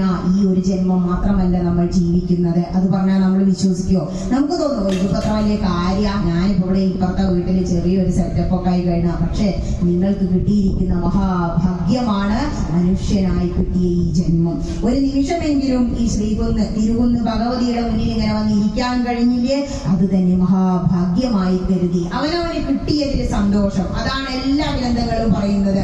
നിനക്ക് കിട്ടിയ എല്ലാ സുഖങ്ങളും നീ അനുഭവിച്ചോളൂ, പക്ഷെ ഇല്ലാത്തതിനെ കുറിച്ച് വിഷമിക്കണ്ട. അങ്ങനെ പറയുമ്പോൾ തോന്നുന്നു ടീച്ചർ വെറുതെ സൈക്കോളജി പറയല്ലേ. രാമായണം പറയുന്നുണ്ട്, ഭോഗത്തിനായി കൊണ്ടു കാമിക്കയും വേണ്ട, ഭോഗം വിരുദ്ധം വർജിക്കയും വേണ്ട. നിനക്ക് ഒരുപാട് സുഖങ്ങൾ കിട്ടിയോ, നീ സുഖമായിട്ട് ജീവിച്ചോ, പക്ഷേ ഭഗവാന് ഈശ്വര സ്മരണ ഇല്ലാതെ നീ ജീവിക്കരുത്. ഈശ്വര സ്മരണയുടെ ഒരു പാർട്ടാണ് ക്ഷേത്ര ദർശനം എന്ന് പറയുന്നത്. അമ്പലത്തിലേക്ക് പോവുക എന്ന് പറയുമ്പോ തന്നെ ഒരാപത്ത് വരുന്നു തോന്നുമ്പോ തന്നെ ഭഗവാനെ ഞാനൊരു വിളക്ക് വെക്കാട്ടോ എന്ന് പ്രാർത്ഥിക്കുമ്പോ തന്നെ നമ്മുടെ മനസ്സ് അത്രയും നിരയാന്വിതമായി ഈശ്വര ശക്തിയെ കുറിച്ച് ഓർക്കുന്നു എന്ന് നമ്മൾ മനസ്സിലാക്കണം. ആ ഈശ്വര ശക്തിയെ കുറിച്ച് ഓർക്കുമ്പോഴാണ് വഴിപാട് കഴിക്കാൻ തോന്നുക. അതൊരു വഴിപാടാന്ന് പറയും, പക്ഷെ വഴിപാട് ത്യാഗമാണ്, ആരാധനയാണ്, സമർപ്പണമാണ്. എങ്ങനെയാ നമ്മളൊരു വഴിപാട്, ഇപ്പൊ നേത്രരോഗങ്ങൾക്ക് ഏറ്റവും നല്ലതാണ് എന്നാ പറയാ നീവിളക്കൊക്കെ വെക്കുന്നത്. നിരപരാമ എന്താണ് ടീച്ചറെ അഹസ് എന്ന് ചോദിച്ചു. 3000 കഴിക്കുന്നത് 40 വർഷം മുഹൂർത്തിന്ന ഉദയാസ്തമന പൂജ. അപ്പൊ ഇനിയിപ്പൊ ഞാനെന്താ ചെയ്യാന്ന് ചോദിക്കുക, 40 വർഷം കഴിഞ്ഞിട്ട് നമ്മളിവിടെ ഉണ്ടാവില്ല എന്ന് ഉറപ്പല്ലേ നമുക്ക്, ഒരു 50 വയസ്സ് കഴിഞ്ഞ ആൾക്ക്. അപ്പൊ എന്താ, ഞാൻ അതിന് പകരം അറസ് കഴിച്ചോളൂ കേട്ടോ. ഒരു ദിവസത്തെ സർവ്വ പൂജകളും അതിന്റെ നേദ്യങ്ങളും അറസ് കഴിച്ചാൽ കിട്ടും. അങ്ങനെ ഒരുപാട് കാര്യങ്ങളുണ്ട്. എന്താണ് പൂജ, എന്താണ് വഴിപാട്, എന്താണ് ക്ഷേത്ര ദർശനം എന്ന് അറിഞ്ഞ് ആരാധിക്കുക. ഞാൻ പറഞ്ഞു, രാവിലെ വന്ന് നിങ്ങൾ പ്രദക്ഷിണം വെച്ചാൽ നിങ്ങൾക്ക് രോഗശമനം. ഇതാ ഇപ്പൊ വരുന്നതൊക്കെ ഉച്ചയാകുമ്പോ തൊഴാനാ. ഉച്ചയാകുമ്പോ വന്ന് തൊഴുത് പ്രദക്ഷിണം വെച്ചാൽ നിങ്ങൾക്ക് അഭീഷ്ടസിദ്ധി. അഭീഷ്ടസിദ്ധി എന്ന് പറഞ്ഞാൽ ആഗ്രഹം സാധിക്കും. എന്താ ഉച്ചയാകുമ്പോഴത്തെ ആഗ്രഹം? കുറച്ച് ഭക്ഷണം കഴിക്കണം അല്ലേ. അഹം വൈശ്വാനരോ ഭൂത്വാ പ്രാണിനാം ദേഹമാശ്രിത. പ്രാണികളിൽ ആവേശിച്ചിരിക്കുന്ന വിശപ്പ് ഞാനാകുന്നു അർജുന. അതുകൊണ്ടാണ് അന്നദാനം മഹാദാനം എന്ന് പറയുന്നത്. അപ്പൊ ഉച്ചയ്ക്ക് എന്താ? മുക്തിപ്രദന ഭഗവാൻ. ആദ്യം മുക്തിയ. ശരീരം ഉണ്ടെങ്കിലല്ലേ ഭഗവാനെ ഭജിക്കാൻ പറ്റൂ. അതുകൊണ്ടാണ് ഏകാദശിക്ക് നോൽക്കുന്നത്. ശരീരമാദ്യം ഖലു ധർമ്മസാധനം. ധർമ്മത്തിലൂടെ നിങ്ങൾ മുന്നോട്ട് ചരിക്കണമെങ്കിൽ നിങ്ങൾക്ക് എന്ത് വേണം? ഈ ശരീരം ആകുന്ന ആ വാഹനം സുഖമായിട്ടിരിക്കണം. ഇങ്ങനെ ഇരുന്ന് ഇങ്ങനെ ഈശ്വര കഥകൾ പറയാ, കേൾക്കുക. മഹാഭാഗവതം കഥ പറയാൻ പറഞ്ഞപ്പോ ശൗനകാദികൾ സൂതപൗരാണികരോട് പറഞ്ഞപ്പോ എന്തേ ആവശ്യപ്പെട്ടുള്ളൂ എന്ന്, കേൾക്കുന്നവരും പറയുന്നവരും ഭക്തി ഉണ്ടാവണം. അങ്ങനെ ഒരു കഥ പറയുമോ? അതുകൊണ്ടാണ് സപ്തർഷികളൊക്കെ 7 പേരും ഇങ്ങനെ ഇരിക്കൂത്രേ ചുറ്റും. എന്നിട്ട് ഒരാൾ ഈശ്വര കഥകൾ അങ്ങനെ പറയും, മറ്റുള്ളവരങ്ങനെ കേൾക്കും. കുറച്ചു കഴിഞ്ഞാൽ അടുത്ത ആള് പറയും, മറ്റുള്ളവരങ്ങനെ കേൾക്കും. മഹാദേവൻ, ആദിദേവനാണ് മഹാദേവൻ. താന്ത്രിക വിധി പ്രകാരം ഏറ്റവും മുകളിലിരിക്കുന്നത് മഹാദേവനാ. ആ മഹാദേവൻ പോലും രാമമന്ത്രം ജപിച്ചുകൊണ്ടിരിക്കുക. ശ്രീ പാർവതി ദേവി ചോദിച്ചുത്രേ, ഹേ ഭഗവാനെ, അങ്ങല്ലേ ഭഗവാൻ, എന്നിട്ട് എന്താ ഇപ്പോഴും ഇങ്ങനെ ജപിച്ചോണ്ടിരിക്കണേ? ആരെ നാമ ജപിക്കുന്നേന്ന്? അപ്പൊ പറഞ്ഞു ഇത്രേ, സഹസ്രനാമ തത്തുല്യം രാമനാമം മനോരമീന്ന്. രാമനാമം ചൊല്ലണം എന്നാ. ഓർമ്മസൂത്രം എടുത്തു വെച്ചാൽ നമുക്ക് കാണാം. രാമോ രാമശ്ച രാമ. അവതാരങ്ങളെ കുറിച്ച് പറയുന്നതാ. മത്സ്യകൂർമ്മവരാഹജ സിംഹജ വാമന രാമോ രാമശ്ച രാമ കൽക്കി ജനാർദ്ദന. രാമോ രാമശ്ച രാമ. 3 അവതാരങ്ങളും രാമനായി വന്നു. അപ്പൊ ഭഗവാന് ഏറ്റവും ഇഷ്ടമുള്ള നാമം എന്താ? രാമൻ. ഒരൊറ്റ തവണ ചൊല്ലിയ 3 അവതാരങ്ങളെ ഓർത്തു. അപ്പോ രാമനാമം സഹസ്രനാമത്തിന് തുല്യമാണ്. ഭഗവാൻ പോലും ഈശ്വര കഥകൾ പറയുന്നു, ഈശ്വര സ്മരണ ചെയ്യുന്നു എങ്കിൽ കേവലം മനുഷ്യനായ നമ്മൾ, മനുഷ്യനെന്താ? മർത്യൻ. മരണം കൂടെയുള്ളവനാ മർത്യൻ. നമ്മുടെ അകത്ത് ഭഗവാൻ അത്ര ഇരിക്കുന്നത്, പുറത്ത് മരണ. കാലം, മഹാകാലൻ എന്ന് പറയും. ഭദ്രകാലി ശരിക്കും സംസ്കൃതത്തിലില്ല, ഉള്ള. അപ്പൊ കാലൻ എന്നാ പറയാ. മഹാകാലൻ സമയത്തിന്റെ ദൈവം. മഹാകാളി സമയത്തിന്റെ ദേവത. ഈ സമയത്തെ നമുക്ക് അതിക്രമിക്കാൻ കഴിയില്ല. കഴിഞ്ഞു പോകുന്ന ഒരു നിമിഷം പോലും നമുക്ക് തിരിച്ചു കിട്ടില്ല. ഇപ്പൊ വയസ്സായവരും പറയും, ടീച്ചറെ അങ്ങനെയൊന്നും ഇരിക്കാൻ പറ്റിയിരുന്നെങ്കിൽ, ഇങ്ങനെ ഇരിക്കുമ്പോണ്ടല്ലോ ശക്തി തന്നെ വരും. കസേരയിൽ ഇരുന്ന ഒന്നും പറയാൻ പറ്റില്ല, എത്ര കാലം ഇതിന് കഴിയുന്നറിയില്ല. പക്ഷെ ഇങ്ങനെ ഇരിക്കുന്നതുണ്ടല്ലോ, ഇത് തന്നെ ഒരു തപസ്സാണ്. കാരണം നമ്മൾ ഇതൊക്കെ നേരത്തെ തുടങ്ങണം. സമയം കഴിഞ്ഞു പോയാ കാല് മടങ്ങില്ല, കണ്ടു പറഞ്ഞാൽ കേൾക്കില്ല. അപ്പൊ എന്ത് ചെയ്യണം? ഈ 3ാമത്തെ കാര്യം ഞാൻ പറഞ്ഞില്ലേ, പഞ്ചമഹായജ്ഞങ്ങളിൽ അമ്പലത്തിൽ പോയി തിരിച്ചു വരുന്നത്. ഒരുപാട് കാര്യങ്ങൾ അമ്പലത്തിൽ പോയപ്പോ കിട്ടിയില്ലേ? നട്ടുച്ചയ്ക്ക് പോയാ അഭീഷ്ടസിദ്ധി. സന്ധ്യാകുമ്പോ പോയിട്ടാണോ പ്രദക്ഷിണം വെക്കണേ? പാപനാശം. അപ്പൊ പറയും, ഞാൻ പാപമൊന്നും ചെയ്യാറില്ല, ഞാൻ ഏറ്റവും നല്ല ആളാ. എല്ലാവരും വിചാരതാ. പക്ഷെ ക്ഷേത്രത്തിലേക്ക് തന്നെ പോരുമ്പോ നമ്മൾ എത്രയോ ജീവജാലങ്ങളെ അറിയാതെ ചവിട്ടി കൊല്ലുന്നില്ലേ? ചെറുജീവികൾ കാലിനടിയിലുണ്ടല്ലോ. അറിഞ്ഞും അറിയാതെയും ചെയ്യുന്ന സർവ്വ പാപങ്ങളും അവിടെ തീരുന്ന സന്ധ്യയാകുമ്പോ വിളക്ക് വെച്ച് കഴിഞ്ഞ ആ എള്ളെണ്ണ നമ്മൾ നല്ല എണ്ണ വിളക്ക് ചാർത്തുമ്പോ നമ്മുടെ പാപം അതിലെരിഞ്ഞു തീരുന്ന.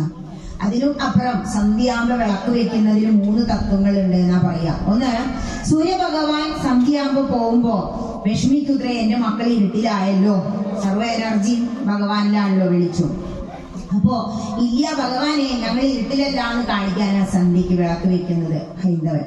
മറ്റൊന്ന്, ഭഗവാൻ സന്തോഷത്തോടെ യാത്രയാവുന്ന ഒരു സങ്കല്പം. മറ്റൊന്ന്, സന്ധ്യ സമയം എന്ന് പറഞ്ഞാൽ നരസിംഹാവതാരം നടന്ന ഘോരമായ സമയം. രാവും പകലും എന്നെ കൊല്ലരുത് എന്ന് പറഞ്ഞില്ലേ? രാവും പകലും അല്ലാത്ത ആ സമയം, അകത്തും പുറത്തുമല്ലാതെ, ഭൂമിയിലും ആകാശത്തുമല്ലാതെ ഉമ്മറപ്പടിയിൽ വെച്ച് നരസിംഹാവതാരം ഉണ്ടായ സമയം. അപ്പോ സന്ധ്യാസമയം അത്രയും ഘോരമായ സമയം. 3ാമത്, സന്ധ്യാസമയത്ത് സൂര്യൻ അസ്തമിച്ചു കഴിഞ്ഞാൽ എല്ലാ അണുക്കളും പുറത്ത് ചാടും. നമ്മൾ അരി പൂത്താൻ എന്താ ചെയ്യാം? വെയിലത്ത് കൊണ്ടിടൂലേ? വെയിലിന് അത്രയും ശക്തിയാണ്. ഈ വെയിൽ പോയി കഴിഞ്ഞാൽ ഈ അന്തരീക്ഷത്തിലെ സർവ്വ അണുക്കളും പുറത്ത് ചാടും. അപ്പോൾ ആ അണുക്കളെ എല്ലാം നശിപ്പിക്കാൻ കഴിവുണ്ട് എള്ളെണ്ണയ്ക്ക്. കാരണം എള്ളെണ്ണ എന്ന് പറഞ്ഞാൽ തന്നെ എന്താണോ തീരം? എള്ളെണ്ണയ്ക്ക് ഇരുമ്പിന്റെ ശക്തിയുണ്ട്, കറുപ്പ് കളറാ. ഈ ഇരുമ്പ് സത്ത് ഉള്ള എള്ളെണ്ണ നമ്മൾ വെള്ളത്തിലൊഴിച്ച് സന്ധ്യയാകുമ്പോൾ കത്തിച്ച് ഉമ്മറത്ത് കൊണ്ടുവന്ന് വെക്കുമ്പോൾ ആ എള്ളെണ്ണയ്ക്ക് ആ ചുറ്റുപാടുമുള്ള എല്ലാ അണുക്കളെയും നശിപ്പിക്കാനുള്ള കഴിവുണ്ട്. അപ്പോ ഇതൊരു സയൻസ് കൂടിയാണ്. ഹൈന്ദവന്റെ ആചാരങ്ങളെല്ലാം സയൻസിൽ അധിഷ്ഠിതമാണ്. ഇനി നട്ടപ്പാതിരയ്ക്ക് വന്ന് പ്രദക്ഷിണം വെച്ചാൽ മോക്ഷം തന്നെ ഫലം എന്നാ പറയാ. എന്താണോ? നട്ടപ്പാതിരയ്ക്കാണ് ആര് പുറത്തിറങ്ങുക? ശ്രീ ഭദ്രകാളിയും ഭൂതഗണങ്ങളുമായി മഹാദേവൻ രണ്ടാളും ചുടലയില. ഭദ്രകാളിയുടെ വാസവും മഹാദേവന്റെ വാസം ചുടലയിലെന്നാ. ചുടലയിലെ ഭസ്മൊക്കെ ധരിച്ച് അവരവിടെ നൃത്തമാടാൻ വേണ്ടി വരും.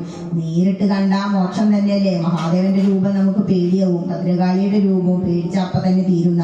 അതുകൊണ്ടാണ് നട്ടപ്പാതിരയ്ക്ക് മോക്ഷ എന്ന് പറയുന്നത്. ഇനി ഇതൊക്കെ നമ്മുടെ ജീവിതമാണ് ഈ പറഞ്ഞത് 3 നേരം. കാരണം രാവിലെ, നമ്മുടെ ജീവിതത്തിന്റെ രാവിലെ എന്ന് പറഞ്ഞാൽ ഒരു 10-25 വയസ്സ് വരെ. അപ്പൊ എന്താ വേണ്ടേ? രോഗശമനം എന്ന് പറഞ്ഞു. അതായത് നല്ല ആരോഗ്യം ഉണ്ടായി നല്ല വലിയ ശരീരമായിട്ട് വളർന്നു വരുന്ന സമയം. ഇനി അത് കഴിഞ്ഞാൽ ഞാൻ പറഞ്ഞു അഭീഷ്ടസിദ്ധി. ഉച്ചയ്ക്ക് അഭീഷ്ടസിദ്ധി എന്ന് പറഞ്ഞാൽ ആ 25 മുതൽ 56-60 വയസ്സ് റിട്ടയർമെന്റ് ആവുന്നവരെ നമ്മൾ ജോലി ചെയ്ത് യൗവനയുക്തനായി കല്യാണം കഴിച്ച് എല്ലാവിധ കാറ് വാങ്ങി വീട് വെച്ച് സുഖ സൗകര്യങ്ങളോട് കൂടി ജീവിക്കുന്ന അഭീഷ്ടസിദ്ധി, എല്ലാ ആഗ്രഹങ്ങളും സാധിക്കുന്ന സമയമാണ് ജീവിതത്തിന്റെ നട്ടുച്ച. ഇനി അത് കഴിഞ്ഞാലോ അതിനുശേഷമാണ് ജീവിതത്തിന്റെ സായാഹ്നം. ഇവിടെ എത്തുന്നവർ മിക്കവാറും അങ്ങനെയുള്ളവരായിരിക്കും. അവർക്ക് ഉറപ്പായി ഏകദേശം അങ്ങോട്ട് പോവാറായിട്ടുണ്ട്. അപ്പൊ ഇനിയിപ്പോ എന്താ വേണ്ടേ? ഈ കുളമൊക്കെ നിറഞ്ഞു, കുടുംബത്തിന് വേണ്ടി കടന്നു, ഒരുപാട് ഓടി. ഇന്നിപ്പോ ആരെങ്കിലും വീട്ടിലുണ്ടോ? ആരോട്ടില്ല. ഒരുത്തൻ അമേരിക്കയിലും ഒരാൾ കാനഡയിലും യൂറോപ്പിലും ഒക്കെ. ആർക്കും ഇന്നെ വേണ്ട. ഓരോ അമ്മമാരിനോട് പറയുന്നതാട്ടോ. ഇപ്പൊ എനിക്ക് ആരേ ഉള്ളൂ? എന്റെ കൃഷ്ണൻ മാത്രമേ ഉള്ളൂ കേട്ടോ ടീച്ചറും. കാരണം എന്താ വെച്ചാൽ ഇത് ഇത്തിരി വൈകുന്നേരം മഹാഭാരതം കേൾക്കാൻ അവർക്ക് ഗ്രൂപ്പിൽ കയറിയാലേ ഇത്രയേ ഉള്ളൂ. അപ്പോ നമുക്ക് കിട്ടുന്ന അവസാന സമയം ജീവിതത്തിന്റെ സായാഹ്നമാണ് സന്ധ്യ എന്ന് പറയുന്നത്. ഈ നട്ടപ്പാതിര മോക്ഷ വേണ്ടെന്ന് പറഞ്ഞില്ലേ? അതും കഴിഞ്ഞ് അപ്പൊ കുറച്ചൊക്കെ അമ്പലത്തിക്കൊക്കെ വരും. റിട്ടയർമെന്റ് ഒക്കെ കഴിഞ്ഞ ഒരു 70 വയസ്സൊക്കെ അങ്ങോട്ട് കഴിയുമ്പോഴേക്ക് ഇങ്ങോട്ട് കയറാൻ വയ്യ, കാലുമുട്ട് വേദന, പോണെങ്കിൽ വീൽ ചെയർ വേണം, ഇളകാൻ വയ്യ, കട്ടിലും വന്ന് തന്നെ ഇറങ്ങാതെ നമ്മൾ ചുരുങ്ങും. ആദ്യം മുറ്റത്തേക്ക് ഇറങ്ങാതാവും, പിന്നെ വീട്ടിൽ തന്നെ ഇല്ലാതെ ആ റൂമിനുള്ളിൽ 4 കാലിന് മുകളിലുള്ള കട്ടിലിൽ നമ്മൾ അങ്ങനെ ചുരുങ്ങും. അപ്പോഴാണ് അത്ര ചിന്തിക്കുക, ഞാൻ എന്താ ഇപ്പൊ ചെയ്ത്? എത്ര വേഗ ജീവിതം കഴിഞ്ഞു പോയത്. ഞാൻ എന്റെ ആത്മീയമായ വളർച്ചയ്ക്ക് വേണ്ടി ഒന്നും ചെയ്തില്ലല്ലോ കൃഷ്ണ. കുട്ടി ഗർഭപാത്രത്തിൽ കിടന്ന് പ്രാർത്ഥിക്കുന്ന ഒരു ഭാഗമുണ്ട് രാമായണത്തില്. കാരണം ഗർഭപാത്രത്തിനുള്ളില് വലിയ സുഖമൊന്നുമില്ല, അതൊരു കൽത്തുറുങ്ക. കൃഷ്ണൻ 2 തരത്തിൽ കൽത്തുറുങ്കില. അമ്മയുടെ വയറ്റിലും കൽത്തുറുങ്കില, കംസന്റെ കൽത്തുറുങ്കിലാ ജനിച്ചത്. അത്രയും ബുദ്ധിമുട്ടിലാ ജനിച്ചത്. നമ്മളെ അമ്മയുടെ വയറ്റിൽ ചുരുണ്ട് മടങ്ങി അങ്ങനെ കിടക്കും, വെളിച്ചൊന്നും ഇല്ലാതെ. അപ്പോ വേണ്ട സമയത്ത് അമ്മ ഭക്ഷണം കഴിച്ചില്ലെങ്കിൽ വിശന്നിട്ട് വയ്യ, എരിവും പുളിയും കൂടുതൽ കഴിച്ചാൽ അതാ വേദനയൊക്കെ അനുഭവിക്കണം. അങ്ങനെ ഞെങ്ങി ഞെരുങ്ങി പ്രസവിക്കുന്നതിന് മുമ്പായിട്ട് 9-ാം മാസത്തിൽ കുട്ടിക്ക് ഒരു പ്രാർത്ഥന ഉണ്ട് അത്രേ. അപ്പൊ പറയാണ്, വിഷ്ണു സ്മരണവും ചെയ്തുകൊണ്ടീല ഞാൻ കൃഷ്ണ കൃഷ്ണേതി ജപിച്ചീലൊരിക്കലും. ഹേ കൃഷ്ണ, എനിക്ക് എത്രയോ യോനികളിൽ എത്രയോ ജന്മങ്ങൾ കിട്ടി, ഇതുവരെ ഞാൻ വിഷ്ണു എന്നൊന്ന് സ്മരിച്ചില്ല, കൃഷ്ണ എന്നൊന്ന് ജപിച്ചില്ല. അതുകൊണ്ടല്ലേ വീണ്ടും വീണ്ടും വന്ന് ഇങ്ങനെ ഈ യോനികളിൽ തിങ്ങി ഞെരുങ്ങിയുള്ള ജീവിതം ജന്മം എടുക്കേണ്ടി വരുന്നത്. അതുകൊണ്ട് ഇനി ഈ മായയിൽ വന്ന് പിറന്നാൽ മായയിൽ എന്നെ മുക്കാതെ അങ്ങയുടെ നാമം ചൊല്ലാൻ തോന്നിപ്പിക്കണമേ എന്ന് പ്രാർത്ഥിക്കുത്രേ കുട്ടി. പക്ഷെ ഈ മായയിൽ ഇങ്ങോട്ട് വന്ന് വീണാലോ ഒന്നും വേണ്ട, കുട്ടിക്ക് അമിഞ്ഞപ്പാല് മാത്രമേ മതി. നിങ്ങൾ മൃഗങ്ങളെ നോക്കൂ, വേറൊരു ഭക്ഷണം അവർ കൊണ്ടുവന്ന് കൊടുക്കില്ല, നമ്മുടെ പാലേ കൊടുക്കുള്ളൂ. ഒരസുഖമില്ലല്ലോ മൃഗങ്ങൾക്ക്, നമ്മളെ പോലെ ഒരു പ്രശ്നമില്ല. നമ്മളെ ഓരോന്ന് കുത്തി കലക്കിയല്ലേ, കുറച്ച് അത്തിരി കുറുക്ക് കൊടുക്കാന്ന് പറയും, അതിലൊരു കൽക്കണ്ടും കിടക്കട്ടെ, കുട്ടിക്ക് മധുരമൊന്നും ആവശ്യമില്ല, അത്തിരി നെയ്യും ചേർക്കട്ടെ, കുട്ടിക്ക് ആകെ വയറിന് സ്തംഭനായി. ഇതാണ് അവസ്ഥ. നമ്മളെ അറിവില്ലായ്മ. കുട്ടീനെ നമ്മൾ ഈ മായകൾ സുഖങ്ങൾ അങ്ങനെ പഠിപ്പിച്ചുകൊണ്ടാണ് വളർത്തിക്കൊണ്ടുവരുന്നത്. പ്രകൃതിയുമായി ഇണങ്ങി ജീവിക്കുന്ന ട്രൈബ്സിനെ നിങ്ങൾ നോക്കൂ, അവർക്ക് 110 ആയാലും ഒരു പല്ല് ഒഴിയണില്ല, അവർക്ക് നല്ല ആരോഗ്യ. കാരണം കാരണം അവർ പ്രകൃതിയുമായി ഇണങ്ങിയ ജീവിക്കുന്ന മനുഷ്യൻ സംസ്കാരത്തിന്റെ പേര് പറഞ്ഞ് ഡെവലപ്മെന്റിന്റെ പേര് പറഞ്ഞ് പ്രകൃതിയെ ചൂഷണം ചെയ്ത് അവന്റെ ആരോഗ്യം തന്നെ ഇല്ലാതെയാക്കി. മൃഗങ്ങൾക്ക് നോക്കൂ, എത്ര ആശുപത്രിയിൽ അവർ പോകുന്നുണ്ട്. അവര് ടൈമിന് സമയം വെച്ച് ഭക്ഷണം കഴിക്കുന്നില്ല. നമ്മൾ സമയത്തിനാ ഭക്ഷണം കഴിക്കുന്നത്, വിശപ്പിനല്ല. അതാണ് അധികം അസുഖങ്ങൾ ഉണ്ടാകുന്നത്. എന്നൊരാൾ പറഞ്ഞു, എനിക്ക് ഷുഗർ ഇപ്പൊ 700 ടീച്ചറെ, ഇളകാൻ വയ്യാടില്ല. അതാണ് അവസ്ഥ. കാരണം നമ്മൾ തന്നെ ചോദിച്ചു വാങ്ങുക. ഇനി ആത്മീയതയിൽ ഊന്നിയ ജീവിതമാണെങ്കിലോ, ഈ പറഞ്ഞതുപോലെ ഞാൻ പറഞ്ഞില്ലേ, അമ്പലത്തിലൊക്കെ പോയി വന്നു. ഈ ആചാര്യസ്വാമി അടുത്തത് പറയുന്നത് എന്താന്നോ, നിങ്ങൾ ആ അമ്പലത്തിൽ പോയി പ്രദക്ഷിണം വെച്ച് തൊഴുമ്പോ ഇതൊക്കെ വാങ്ങി പറഞ്ഞില്ലേ, അവസാനം ഒന്നും കൂടി തൊഴും. നമ്മൾ ആ വിഗ്രഹത്തെ നോക്കി ആ ചൈതന്യത്തെ ഉള്ളിലേക്ക് ആവാഹിച്ച് കണ്ണടച്ചു തൊഴും. എല്ലാവർക്കും സംശയം അടച്ചാ തുറന്നാ തൊഴണ്ടെന്ന്.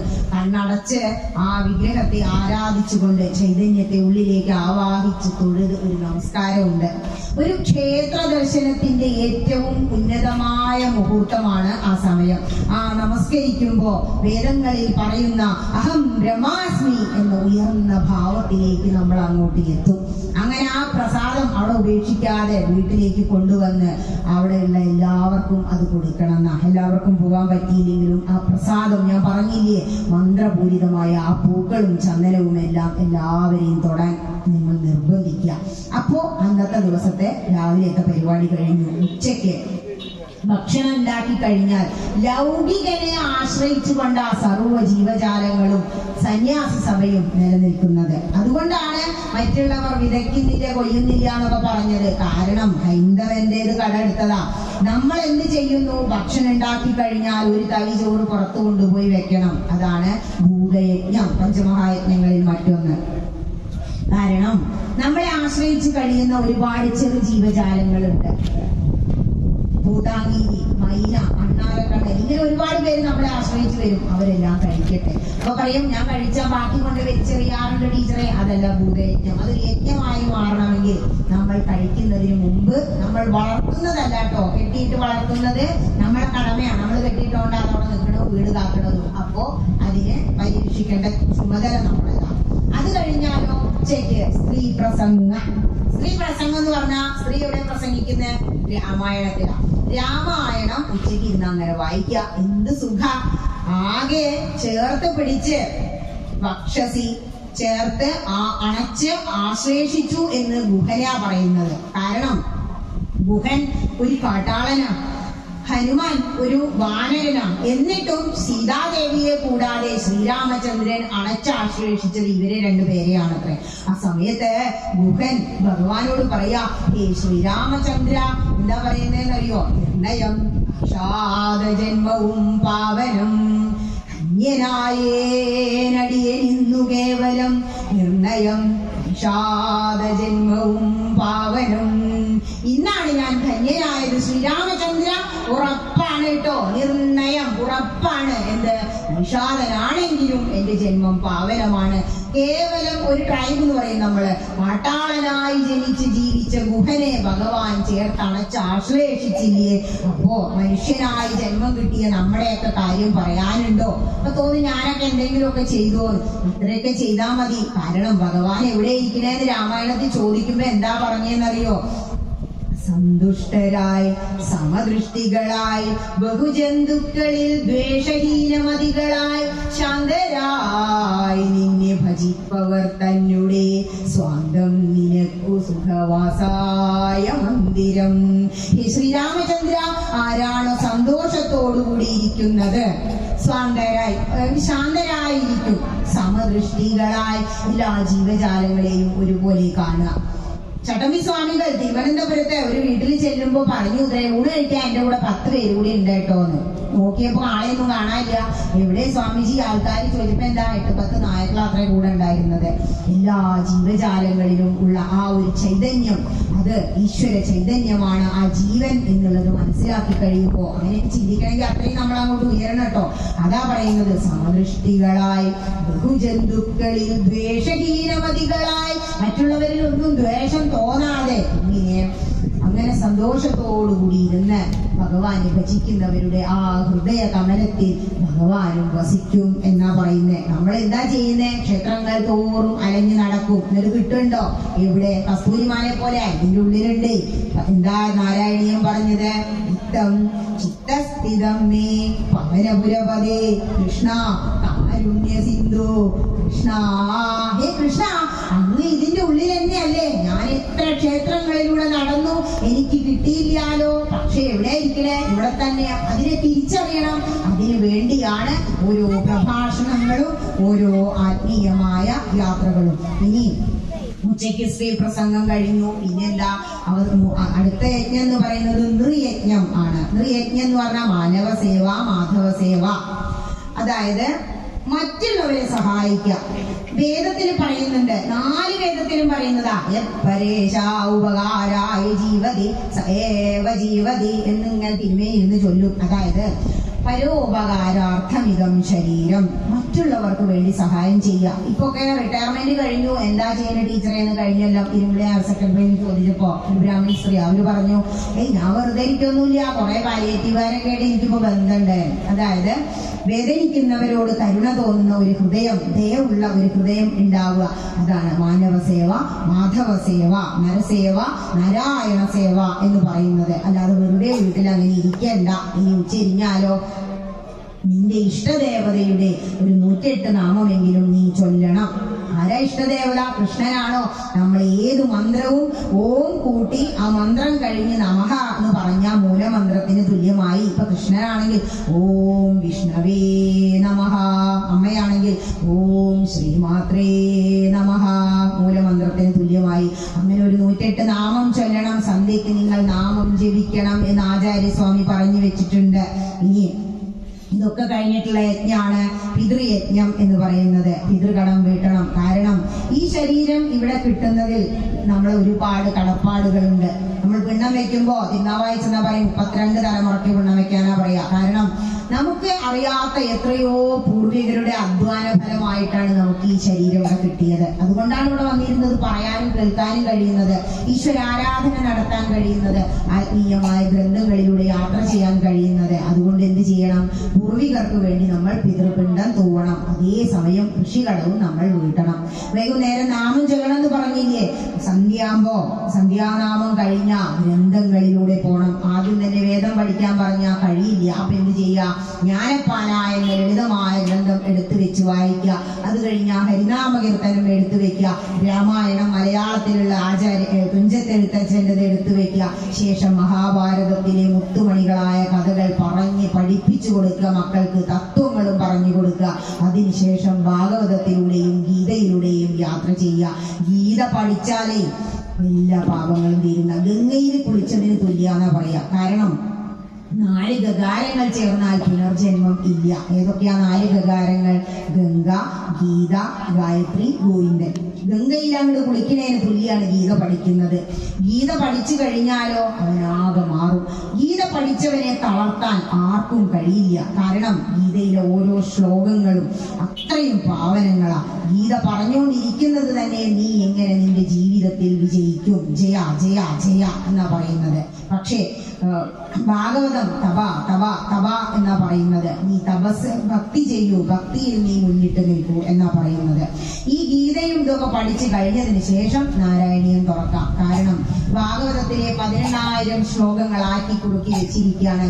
1036 ശ്ലോകങ്ങളായിട്ട് നാരായണീയം.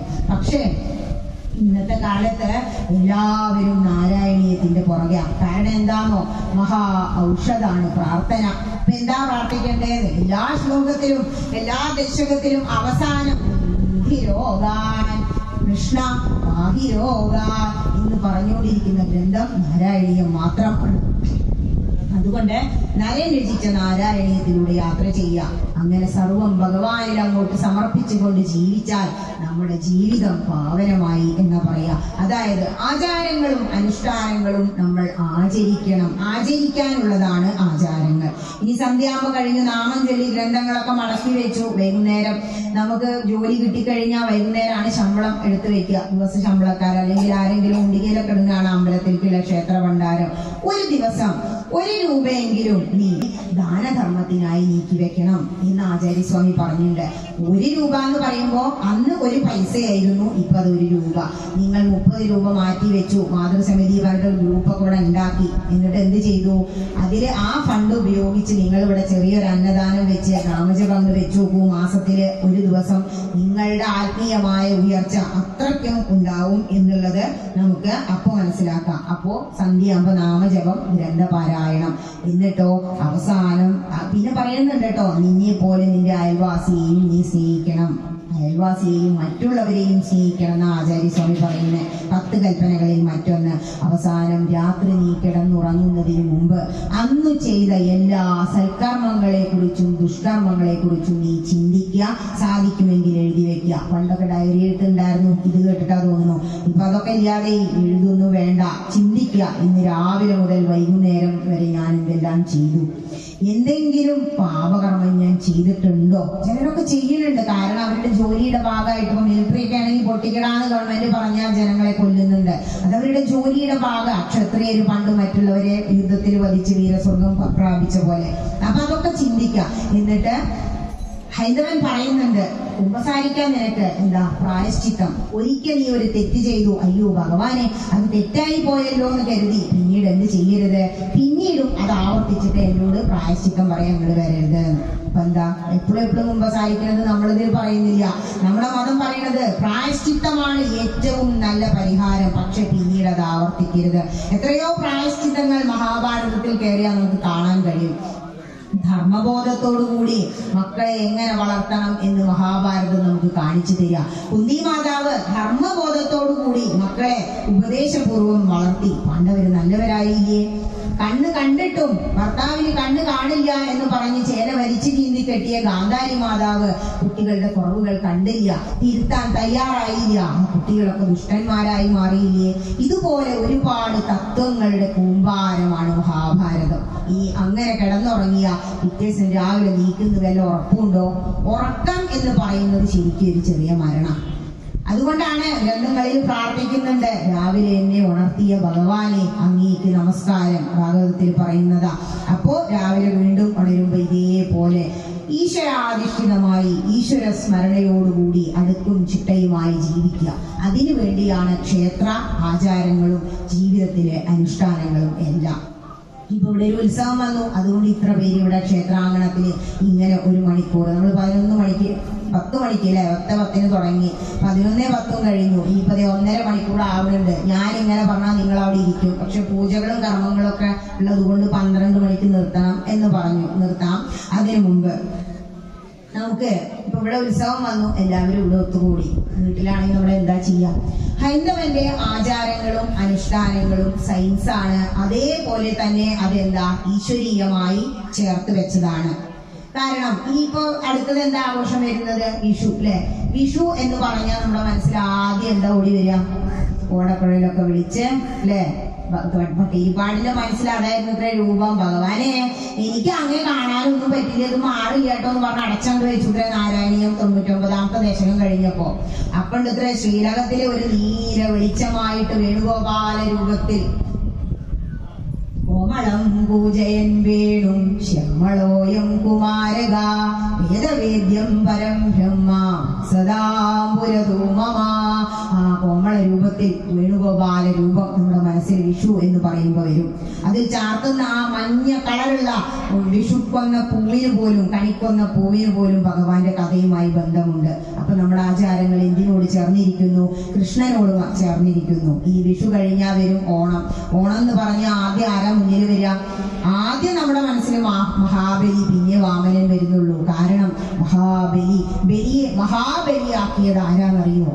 അദ്ദേഹത്തിന്റെ ഒരൊറ്റ നിമിഷം ജീവിതത്തില് ഗഡ്വാങ്കരെന്ന് ധരണീശൻ ഒറ്റ നിമിഷം കൊണ്ട മോക്ഷം കിട്ടിയത്. അജാമിളൻ നാരായണ എന്ന് മരിച്ചപ്പോ വിളിച്ചു, അപ്പോഴാ മോക്ഷം കിട്ടിയത്. പക്ഷെ അതിന് തോന്നണമെങ്കിൽ നമുക്ക് ഇങ്ങനെ ഒരു സംസ്കാരം, ആത്മീയമായ സംസ്കാരം ഉണ്ടായിരിക്കണം. മരണവേദന അത് സഹിക്കാതെ വരുമ്പോൾ, ഒരു തലവേദന വന്ന നാമം ചൊല്ലില്ല അങ്ങനത്തെ ആൾക്കാരാണ് നമ്മള്. പിന്നെയാണോ മരണവേദന വരുമ്പോ അപ്പോ ഭഗവാനെ സ്മരിക്കാൻ തോന്നണമെങ്കിൽ ശരീരത്തില്, ആരോഗ്യമുള്ള ശരീരത്തില് ആരോഗ്യമുള്ള മനസ്സുമായിരുന്നാണ് മന്ത്രദ്രഷ്ടാക്കളായ മാമുനിമാർ ഗ്രന്ഥങ്ങൾ രചിച്ചതെങ്കിൽ ആരോഗ്യമില്ലാത്ത, രക്തം വാർന്നൊലിക്കുന്ന ശരീരത്തിൽ ശരശയ്യയിൽ കടന്ന് ഭീഷ്മർ ആരെ ജപിച്ചു? വിഷ്ണു സഹസ്രനാമത്തിലൂടെ ഭഗവാനെ അങ്ങനെ സ്തുതിച്ചുകൊണ്ട് മരണത്തെ വരിച്ചു. അങ്ങനെ കഴിയണമെങ്കിൽ ഭീഷ്മർ ജനിച്ച സമയത്ത് ഗംഗാദേവി മഹാഭാഗവതം ഉപദേശിച്ചു കൊടുത്തിരുന്നു. അമ്മയാണ് കൺകണ്ട ദൈവം. അമ്മ പറഞ്ഞു കൊടുക്കണം ഓം നമഃശിവായ എന്ന മഹാമന്ത്രം കുട്ടിക്ക് പറഞ്ഞു കൊടുത്ത് അത് ജപിക്കാൻ പഠിപ്പിക്കണം, സന്ധ്യാനാമം ചൊല്ലാൻ പഠിപ്പിക്കണം. എങ്കിലേ എന്തിനെത്തൂ? അവസാന സമയത്ത് ഭഗവാനെ ഓർത്ത് ഈ ശരീരം അങ്ങോട്ട് വിടാൻ കഴിയും. അതുപോലെ ചെയ്യണമെങ്കിൽ ഇനിയിപ്പോ മറ്റൊന്ന് നോക്കൂ. മഹാബലി. ബലി എങ്ങനെ മഹാബലിയായത്? ബലി എന്ന് പറഞ്ഞാൽ അദ്ദേഹം ഒരു രാക്ഷസനായിരുന്നു. പക്ഷെ അദ്ദേഹത്തിന്റെ പൂർവ്വജന്മത്തിൽ അദ്ദേഹം മഹാകള്ളനായിരുന്നു. ഈ കള്ളന്മാർക്ക് ബുദ്ധി കുറച്ച് കൂടുതലായിരിക്കും. ഏത് കള്ളനും കുറച്ച് ഈശ്വരവിശ്വാസം ഉണ്ടാവും. എന്ത് വലിയ റോബറി നടത്താൻ പോകുമ്പോഴും കാണാൻ അവരൊന്ന് മുട്ടിപ്പായിട്ട് പ്രാർത്ഥിക്കുന്നു. ഈ ബലി എന്ത് ചെയ്തു? അദ്ദേഹത്തിന്റെ മുജ്ജന്മത്തില് ഇതേപോലെ ഒരു ക്ഷേത്രത്തിൽ വന്നു.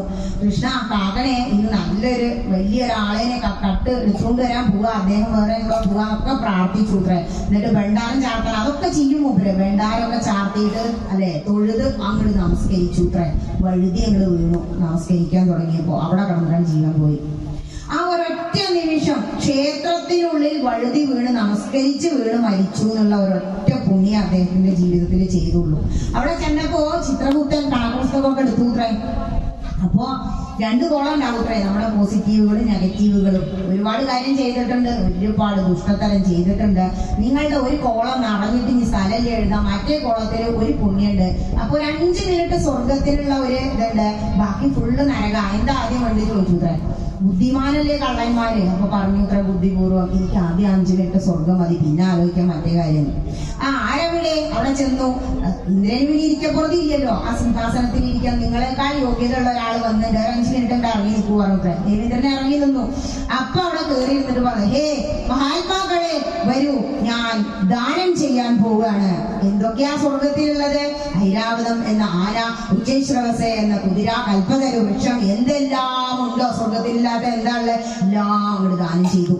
ഇറങ്ങിക്കോളൂ 5 മിനിറ്റ് കഴിഞ്ഞു പറഞ്ഞു. ഇറങ്ങി അവിടെ ചെന്നപ്പോ ഇപ്പൊ എങ്ങനെയുണ്ട് ആ കോളം ഒന്നുകൂടെ ചെക്ക് ചെയ്യൂന്ന് പറഞ്ഞു. അവരെ രണ്ടും ബാലൻസ് ആയിരിക്കുന്നു.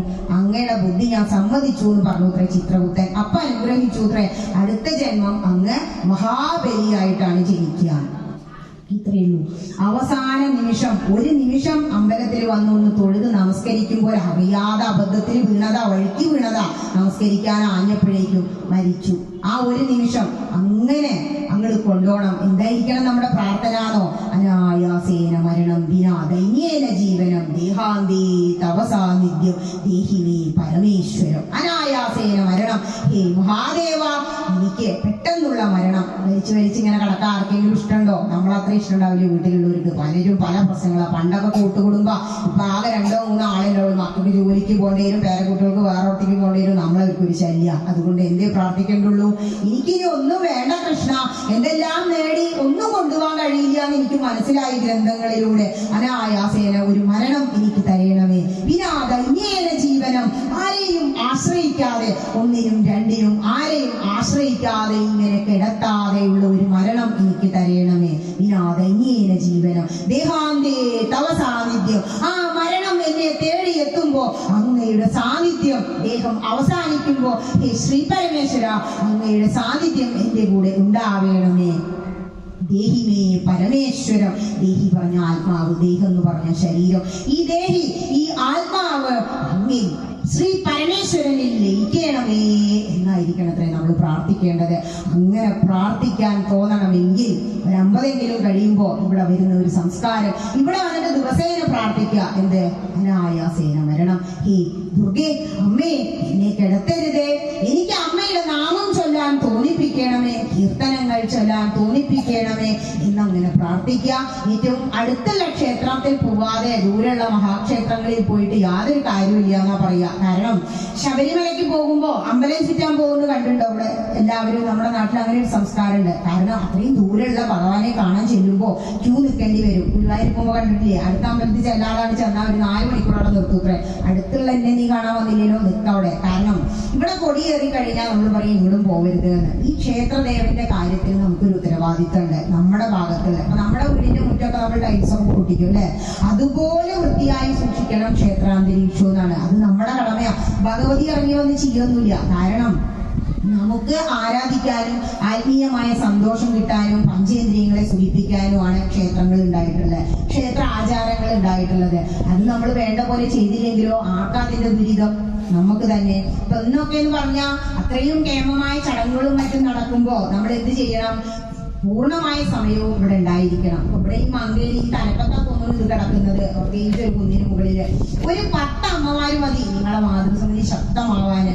ഇങ്ങനെ ഇരുന്ന് പറയാൻ ആ കൂട്ടത്തിൽ ഒരാൾക്ക് അടുത്ത വർഷമാകുമ്പോഴേക്ക് കഴിയും. കാരണം നിങ്ങൾ ഗ്രന്ഥങ്ങളിലൂടെ പോയാൽ മതി. മനസ്സാണ് എല്ലാറ്റിനും പ്രശ്നം.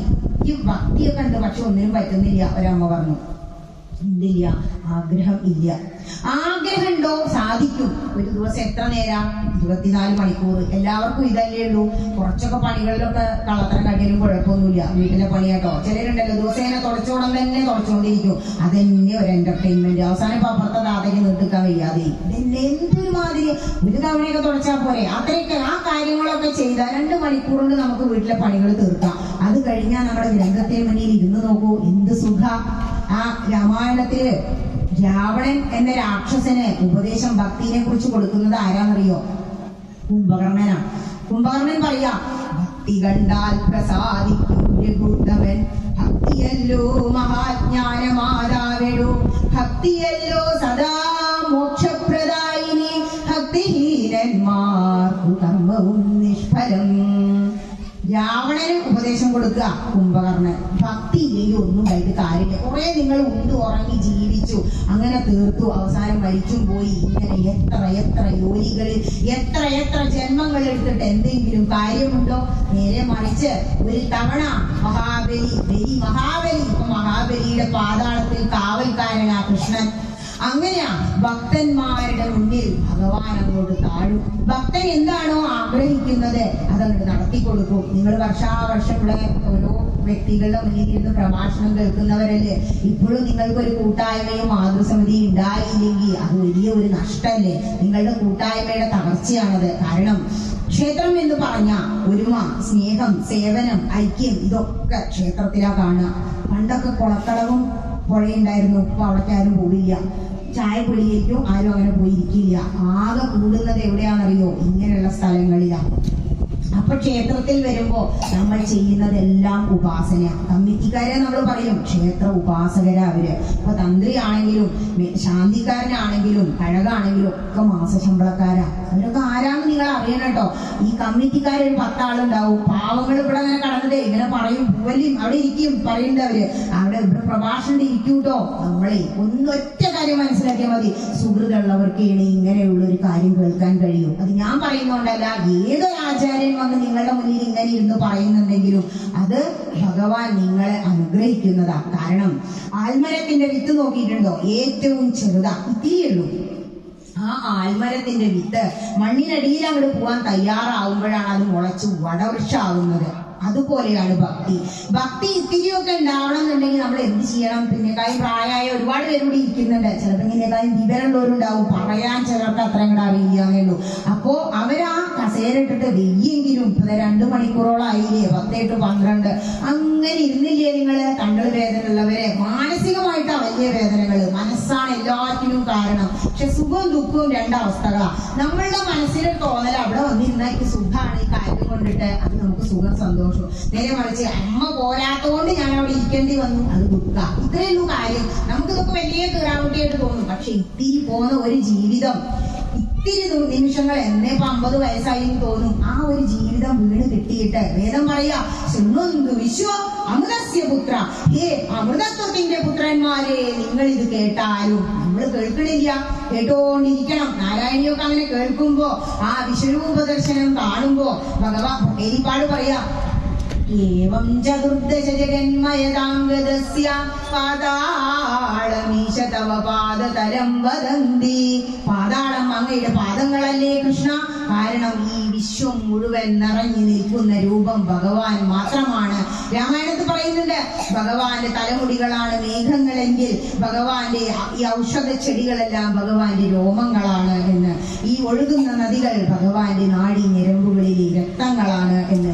ഇങ്ങനെ ഭഗവാനുമായി അങ്ങനെ ഈശ്വര സ്മരണയോടുകൂടി എല്ലാത്തിനെയും സാരൂപ്യം പ്രാപിക്കുന്ന ഒരു അവസ്ഥ, എല്ലാം ബ്രഹ്മമയമായി തീരുന്ന ഒരു അവസ്ഥ, അതാണ് അഹം ബ്രഹ്മാസ്മി എന്ന അവസ്ഥ. അങ്ങനെ ചിന്തിക്കാൻ കഴിയണം. ഇനി ആ ദശക അവസാനിപ്പിക്കുമ്പോ പറയാം, ഈദൃഗ്ജഗന്മയവപുസ്തവ കർമ്മഭാജാം കർമാവസാന സമയേ സ്മരണീയമാഹു തസ്യാന്തരാത്മവപുഷേ വിമലാത്മനേ തേ മാതാലയാധിപ നമോസ്തു നിരുന്ധിരോഗാൻ. ഹേ കൃഷ്ണ, ഈ ദൃഗ്ജഗന്മയ വപുസ്തവ കർമ്മഭാജ, ഈ കർമ്മങ്ങളെല്ലാം അവസാനിക്കുന്ന സമയത്ത്, അതാണ് കർമാവസാന സമയം.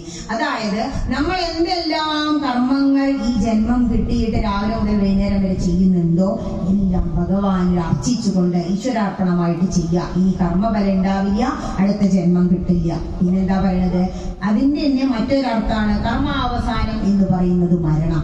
ആ മരണം എത്തുന്ന സമയത്ത് കൃഷ്ണ അങ്ങയെ ഓർക്കാൻ, അങ്ങയിൽ ഈ ദേഹിയെ സമർപ്പിക്കാൻ എനിക്ക് തോന്നണമേ എന്ന് പ്രാർത്ഥിക്കാം.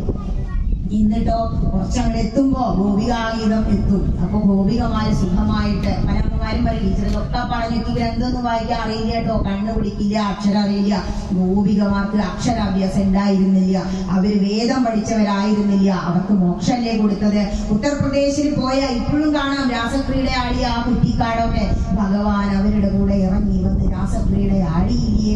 അവര് വിളിക്കാണ്, നഗരു ഗോപിക നന്ദനോ ഭവാൻ അഖിലദേഹിനാമന്തരാത്മനാ. അഖിലദേഹികളിലും അന്തരാത്മാവായിരിക്കുന്ന കൃഷ്ണ, ഞങ്ങളുടെ കൂടെ വന്നാലും എങ്ങനെയാ അനുഗ്രഹിക്കാൻ പറയുന്നത്? ഹരസരോരുഹം കാന്തകാമദം ശിരസിദേഹിനാ ശ്രീകരഗ്രഹം. ഹേ കൃഷ്ണ, അങ്ങയുടെ കൈകൾ ഞങ്ങളുടെ തലയിൽ വെച്ച് അനുഗ്രഹിക്കണമേന്ന്. അതേസമയം ബലിയെ എങ്ങനെയാ അനുഗ്രഹിച്ച്? ബലിയെ കാലുകൊണ്ടാ അനുഗ്രഹിച്ച്. ഭഗവാന്റെ കാൽപാദങ്ങളിൽ ചേരാനല്ലേ ഓരോ പുഷ്പവും കൊതിക്കുന്നത്. മഹാഭാരതം ശിശുപാലനെ വധിച്ച സമയത്ത് ധർമ്മപുത്രരോട് പറഞ്ഞു, നാരദ മഹർഷി എന്നെ ഒന്ന് തൊട്ടോളൂ, ഇപ്പൊ ഒരു കാര്യം കാണാന്ന്. ശിശുപാലനെ വധിച്ച് ആ ശ്രീചക്രം കൊണ്ട് വധിച്ചപ്പോ ശിശുപാലന്റെ ആത്മാവ് ശ്രീകൃഷ്ണന്റെ ആ പാതാരവിന്ദങ്ങളിൽ അങ്ങോട്ട് ചെന്ന് ലയിച്ചുത്രേ. അപ്പൊ പറഞ്ഞു, അഹോ അനന്തകാരുണ്യം കൃഷ്ണസ്യ മഹാത്മനാണ്, അത്രയും കരുണാമയനാണ് ഭഗവാൻ അല്ലെങ്കിൽ ഭഗവതി. പക്ഷെ നമ്മൾ എന്ത് ചെയ്യണില്ല, അങ്ങോട്ട് ആശ്രയിക്കുന്നില്ല. ആശ്രയിച്ചു കഴിഞ്ഞാലോ ഭഗവാൻ നല്ലൊരു ഡ്രൈവറെ കയ്യിൽ വണ്ടി കൊടുത്താൽ സുഖമായിട്ടിരുന്ന് ഉറങ്ങില്ലേ. ഈ ശരീരമാകുന്ന വാഹനം, രഥകൽപ്പന പറയുന്നുണ്ടല്ലോ, ഈ വാഹനത്തിനുള്ളിൽ ഇരിക്കുന്ന ആ ജീവാത്മാവിനെ നമ്മൾ രഥത്തിന്റെ മുന്നിലിരിക്കുന്ന നമ്മുടെ പഞ്ചേന്ദ്രിയങ്ങളെ നിയന്ത്രിച്ചു കൊണ്ടിരിക്കുന്ന പരമാത്മാവാകുന്ന ശ്രീകൃഷ്ണനിലേക്ക് അങ്ങോട്ട് ലയിപ്പിക്കണം. അതിനു വേണ്ടിയാണ് എല്ലാ പ്രഭാഷണങ്ങളും, എല്ലാ ആത്മീയമായ ആചാരങ്ങളും അനുഷ്ഠാനങ്ങളും. ഈ തിരുവാതിര നോക്കൂ, ധനുമാസത്തിൽ തിരുവാതിര ഭഗവാൻ തന്റെ പിറന്നാളല്ലോ. കുടിക്കണം പോൽ കുളിക്കണം പോൽ ഉണരുണരൂ ഭഗവാനെ. പണ്ട് പുഴയിൽ പോയി തായിരൊക്കെ കലക്കി തുടിച്ച് കുളിച്ചിരുന്നു അല്ലേ? അപ്പൊ പാടിയിരുന്ന പാട്ടാ. ധനുമാസം വന്ന തിരുവാതിര പറയുമ്പോൾ നമ്മൾ മഹാദേവനെ ഓർക്കുന്നു. ഇങ്ങനെ ഹൈന്ദവന്റെ എല്ലാ ആചാരങ്ങളും അനുഷ്ഠാനങ്ങളും എന്തിനു വേണ്ടിയാ? നമ്മളുടെ ജീവിതം സുഖകരമാക്കാനാ, ഭഗവാന് വേണ്ടിയിട്ടല്ല. ഭഗവാന് കത്തിജ്വലിച്ചുകൊണ്ട് നിൽക്കുന്ന സൂര്യൻ ഭഗവാന്റെ നേത്രങ്ങളാ, സൂര്യചന്ദ്രന്മാര്. അപ്പോ ആ ഭഗവാന് നമ്മൾ വിളക്ക് വെച്ചിട്ട് വേണോ? വിളക്ക് വെക്കുന്നത് ആർക്കാ? നമുക്ക് വേണ്ടി തന്നെ. ഓരോ വഴിപാടിനും അതിൻ്റെതായ തത്വങ്ങളുണ്ട്. എനിക്ക് അനുവദിച്ച സമയം കഴിഞ്ഞു. പഞ്ചമഹായജ്ഞങ്ങൾ ആചാര്യസ്വാമിയുടെ 10 കൽപ്പനകൾ ചേർത്ത് പറയാന്ന് വിചാരിച്ചു. അത് പറഞ്ഞു എന്നാണ് ഞാൻ മനസ്സിലാക്കണേ. എന്തെങ്കിലും സംശയമുണ്ടോ? എന്തെങ്കിലും കാര്യം അറിയണമെന്നുണ്ടോ? അങ്ങനെ പ്രത്യേകിച്ചൊന്നും ഇല്ല ടീച്ചറെ. ഉണ്ടാവൂലേ? ആകെ സംശയങ്ങളാവും. കാരണം നമുക്ക് ഒരുപാട് ഗ്രന്ഥങ്ങളല്ലേ. ഏതായാലും ഭട്ടേരിപ്പാട് ഒരുപാട് വർണ്ണിച്ചു. അവസാനത്തെ ദശകത്തിൽ ഭഗവാനെ കണ്ടപ്പോ അഗ്നിയെ പശ്യാമി പറഞ്ഞ് കീർത്തിച്ചിട്ട് നിർത്തുക. അജ്ഞാത്വാദേ മഹത്വം യദിഹ നിഗദിതം വിശ്വനാഥ ക്ഷമേധ. ഹരേ കൃഷ്ണ, അങ്ങയുടെ മഹത്വം എനിക്ക് വർണ്ണിക്കാൻ കഴിയില്ല, അറിയില്ലാട്ടോ. പക്ഷെ ഞാൻ എന്തൊക്കെയോ വർണ്ണിച്ചു. കാരണം ശ്രുതിഷു ജനുഷ, വേദങ്ങൾ പറയുന്നത് അങ്ങയുടെ അവതാരങ്ങളെ കീർത്തിക്കണം എന്നാണ്. അതുകൊണ്ടാണ് ഞാൻ പറഞ്ഞത്. എന്തെങ്കിലും ഉണ്ടെങ്കിൽ ക്ഷമിക്കണട്ടോ എന്ന് പറഞ്ഞിട്ട് സ്പീഡം ധീരാവതാരേരുദാമായുരാരോഗ്യ സൗഖ്യം. ഹരേ കൃഷ്ണ, എല്ലാവർക്കും ആയുസ്സും ആരോഗ്യവും സുഖവും നൽകണമേ എന്ന് പ്രാർത്ഥിച്ചിട്ട് അങ്ങ് നിർത്തുകയാണ്. ഇവിടെ കൂടി എല്ലാവർക്കും തിരുവന്ന് ഭഗവതി ആയുസ്സും ആരോഗ്യവും സുഖവും തരണേ എന്ന് പ്രാർത്ഥിച്ചിട്ട് ഈ യജ്ഞം ഞാനും സമർപ്പിക്കുകയാണ്. കാരണം നിങ്ങൾക്ക് ഒരുപാട് ആയുസ്സുണ്ടെങ്കിലേ ഇങ്ങനെ ഒരുപാട് ജ്ഞാനയജ്ഞങ്ങൾ വന്നിരുന്ന് കേൾക്കാൻ കഴിയൂ, ഭഗവാനെ സ്തുതിക്കാൻ കഴിയൂ. ആരോഗ്യമുണ്ടെങ്കിൽ ഇവിടെ വരാൻ കഴിയൂ. അതേസമയം മനസ്സുഖം ഉണ്ടെങ്കിൽ മാത്രമേ ഇവിടെ വന്നിരുന്ന എന്തെങ്കിലും തലയിലേക്ക് കയറൂ. ഇതങ്ങനെ ഇത് ഒരു സുഖ. കൽക്കണ്ട മധുര പറഞ്ഞിട്ട് കാര്യമില്ല. വരാത്തൊരാളോടുകൾ പറയാം വന്നില്ലല്ലോ, കേൾക്കേണ്ടതായിരുന്നു പറഞ്ഞാൽ അതൊന്നും മനസ്സിലാവില്ല. കൽക്കണ്ട വായലിട്ട് നോക്കാത്ത ഒരാളോട് അത് മധുര പറഞ്ഞിട്ട് കാര്യമുണ്ടോ? ഇല്ല. ഇങ്ങനെ ഒരുപാട് യജ്ഞങ്ങൾ നിങ്ങളുടെ മുന്നിൽ ഉണ്ടാവട്ടെ. നല്ല നല്ല ആചാര്യന്മാർ വരട്ടെ. യജ്ഞം സമർപ്പിക്കുകയാണ്. എന്തെങ്കിലും പറയണമെന്നുണ്ടോ? ഏതെങ്കിലും വിഷയം? സമയം കഴിഞ്ഞൂലേ? സമർപ്പിക്കട്ടെ. ഏത് യജ്ഞം നടത്തിയാലും അതിന് ചുതി ഉണ്ടാവുന്ന. അപ്പൊ അത് നമ്മൾ ഭഗവാനെ സമർപ്പിച്ചാൽ മതി. അല്ലെങ്കിൽ ഇനി ജന്മം എടുക്കുമ്പോഴേ സഞ്ചിത കർമ്മങ്ങൾ എന്ന് പറയും. ഈ കഴിഞ്ഞ ജന്മത്തെ കർമ്മം സഞ്ചിയിലാക്കി കൊണ്ടുവരുന്നതാ. അതാണ് ഇപ്പത്തെ ദുരിതം. നമ്മളിപ്പൊ അനുഭവിക്കുന്നുണ്ടല്ലോ. പൂർവജന്മകൃതം പാപം വ്യാധിരൂപേണ ദൃശ്യതി. ഈ ജന്മം ചെയ്തതിന്റെ ഒന്നല്ല, കഴിഞ്ഞ ജന്മത്തത് സുഖമായിട്ട് കാണുന്നതെന്ന് രാമായണം പറയുന്നുണ്ട്. അത് അപ്പോ അതുകൊണ്ട് അതൊന്നും ഓർത്ത് വിഷമിക്കേണ്ട. ഇതൊക്കെ ഇങ്ങനെയാ, എന്തൊക്കെയോ എവിടെയൊക്കെയോ ആരൊക്കെയോ ചെയ്യുന്നു. നമുക്ക് കിട്ടിയ ജീവിതം ഈശ്വരാർപ്പണമായിട്ട് അങ്ങോട്ട് 32 വയസ്സിൽ സന്യാസിയായി ജ്ഞാനിയായി ശങ്കരാചാര്യ എന്ന് പറയുമ്പോ നമ്മളൊക്കെ എത്ര വർഷം ജീവിച്ചു? ഇത്രയൊക്കെ മതി. ഇതൊന്നും എത്ര അനുഭവിച്ചാലും മതിയാവില്ല എന്ന് മനസ്സിലാക്കിയിട്ട് ജീവിതത്തിൽ ഇങ്ങോട്ട് വരാം. മാത്രമല്ല ഹൈന്ദവൻ മാത്രമാണ് ലോകത്തിന് മുഴുവൻ സുഖമാവണം എന്നൊരു യജ്ഞം കഴിഞ്ഞാൽ പ്രാർത്ഥിക്കാം. നമുക്കും അങ്ങനെ പ്രാർത്ഥിക്കാം. കായേന വാചാ മനസേന്ദ്രിയൈർവാ ബുദ്ധ്യാത്മനാ വാ പ്രകൃതിർസ്വഭാവാൽ കരോമി യദ്യൽ സകലം പരസ്മൈ നാരായണായേതി സമർപ്പയാമി. നാരായണായേതി സമർപ്പയാമി. ജഗദംബികായേതി സമർപ്പയാമി. സ്വസ്തി പ്രജാഭ്യ പരിപാലയന്താം ന്യായേന മാർഗേണ മഹിന്മഹീശ. ഗോബ്രാഹ്മണേഭ്യഃ ശുഭമസ്തു നിത്യം. ലോകാ സമസ്താ സുഖിനോ ഭവന്തു. ലോകാ സമസ്താ സുഖിനോ ഭവന്തു. ലോകാ സമസ്താ സുഖിനോ ഭവന്തു. ഓം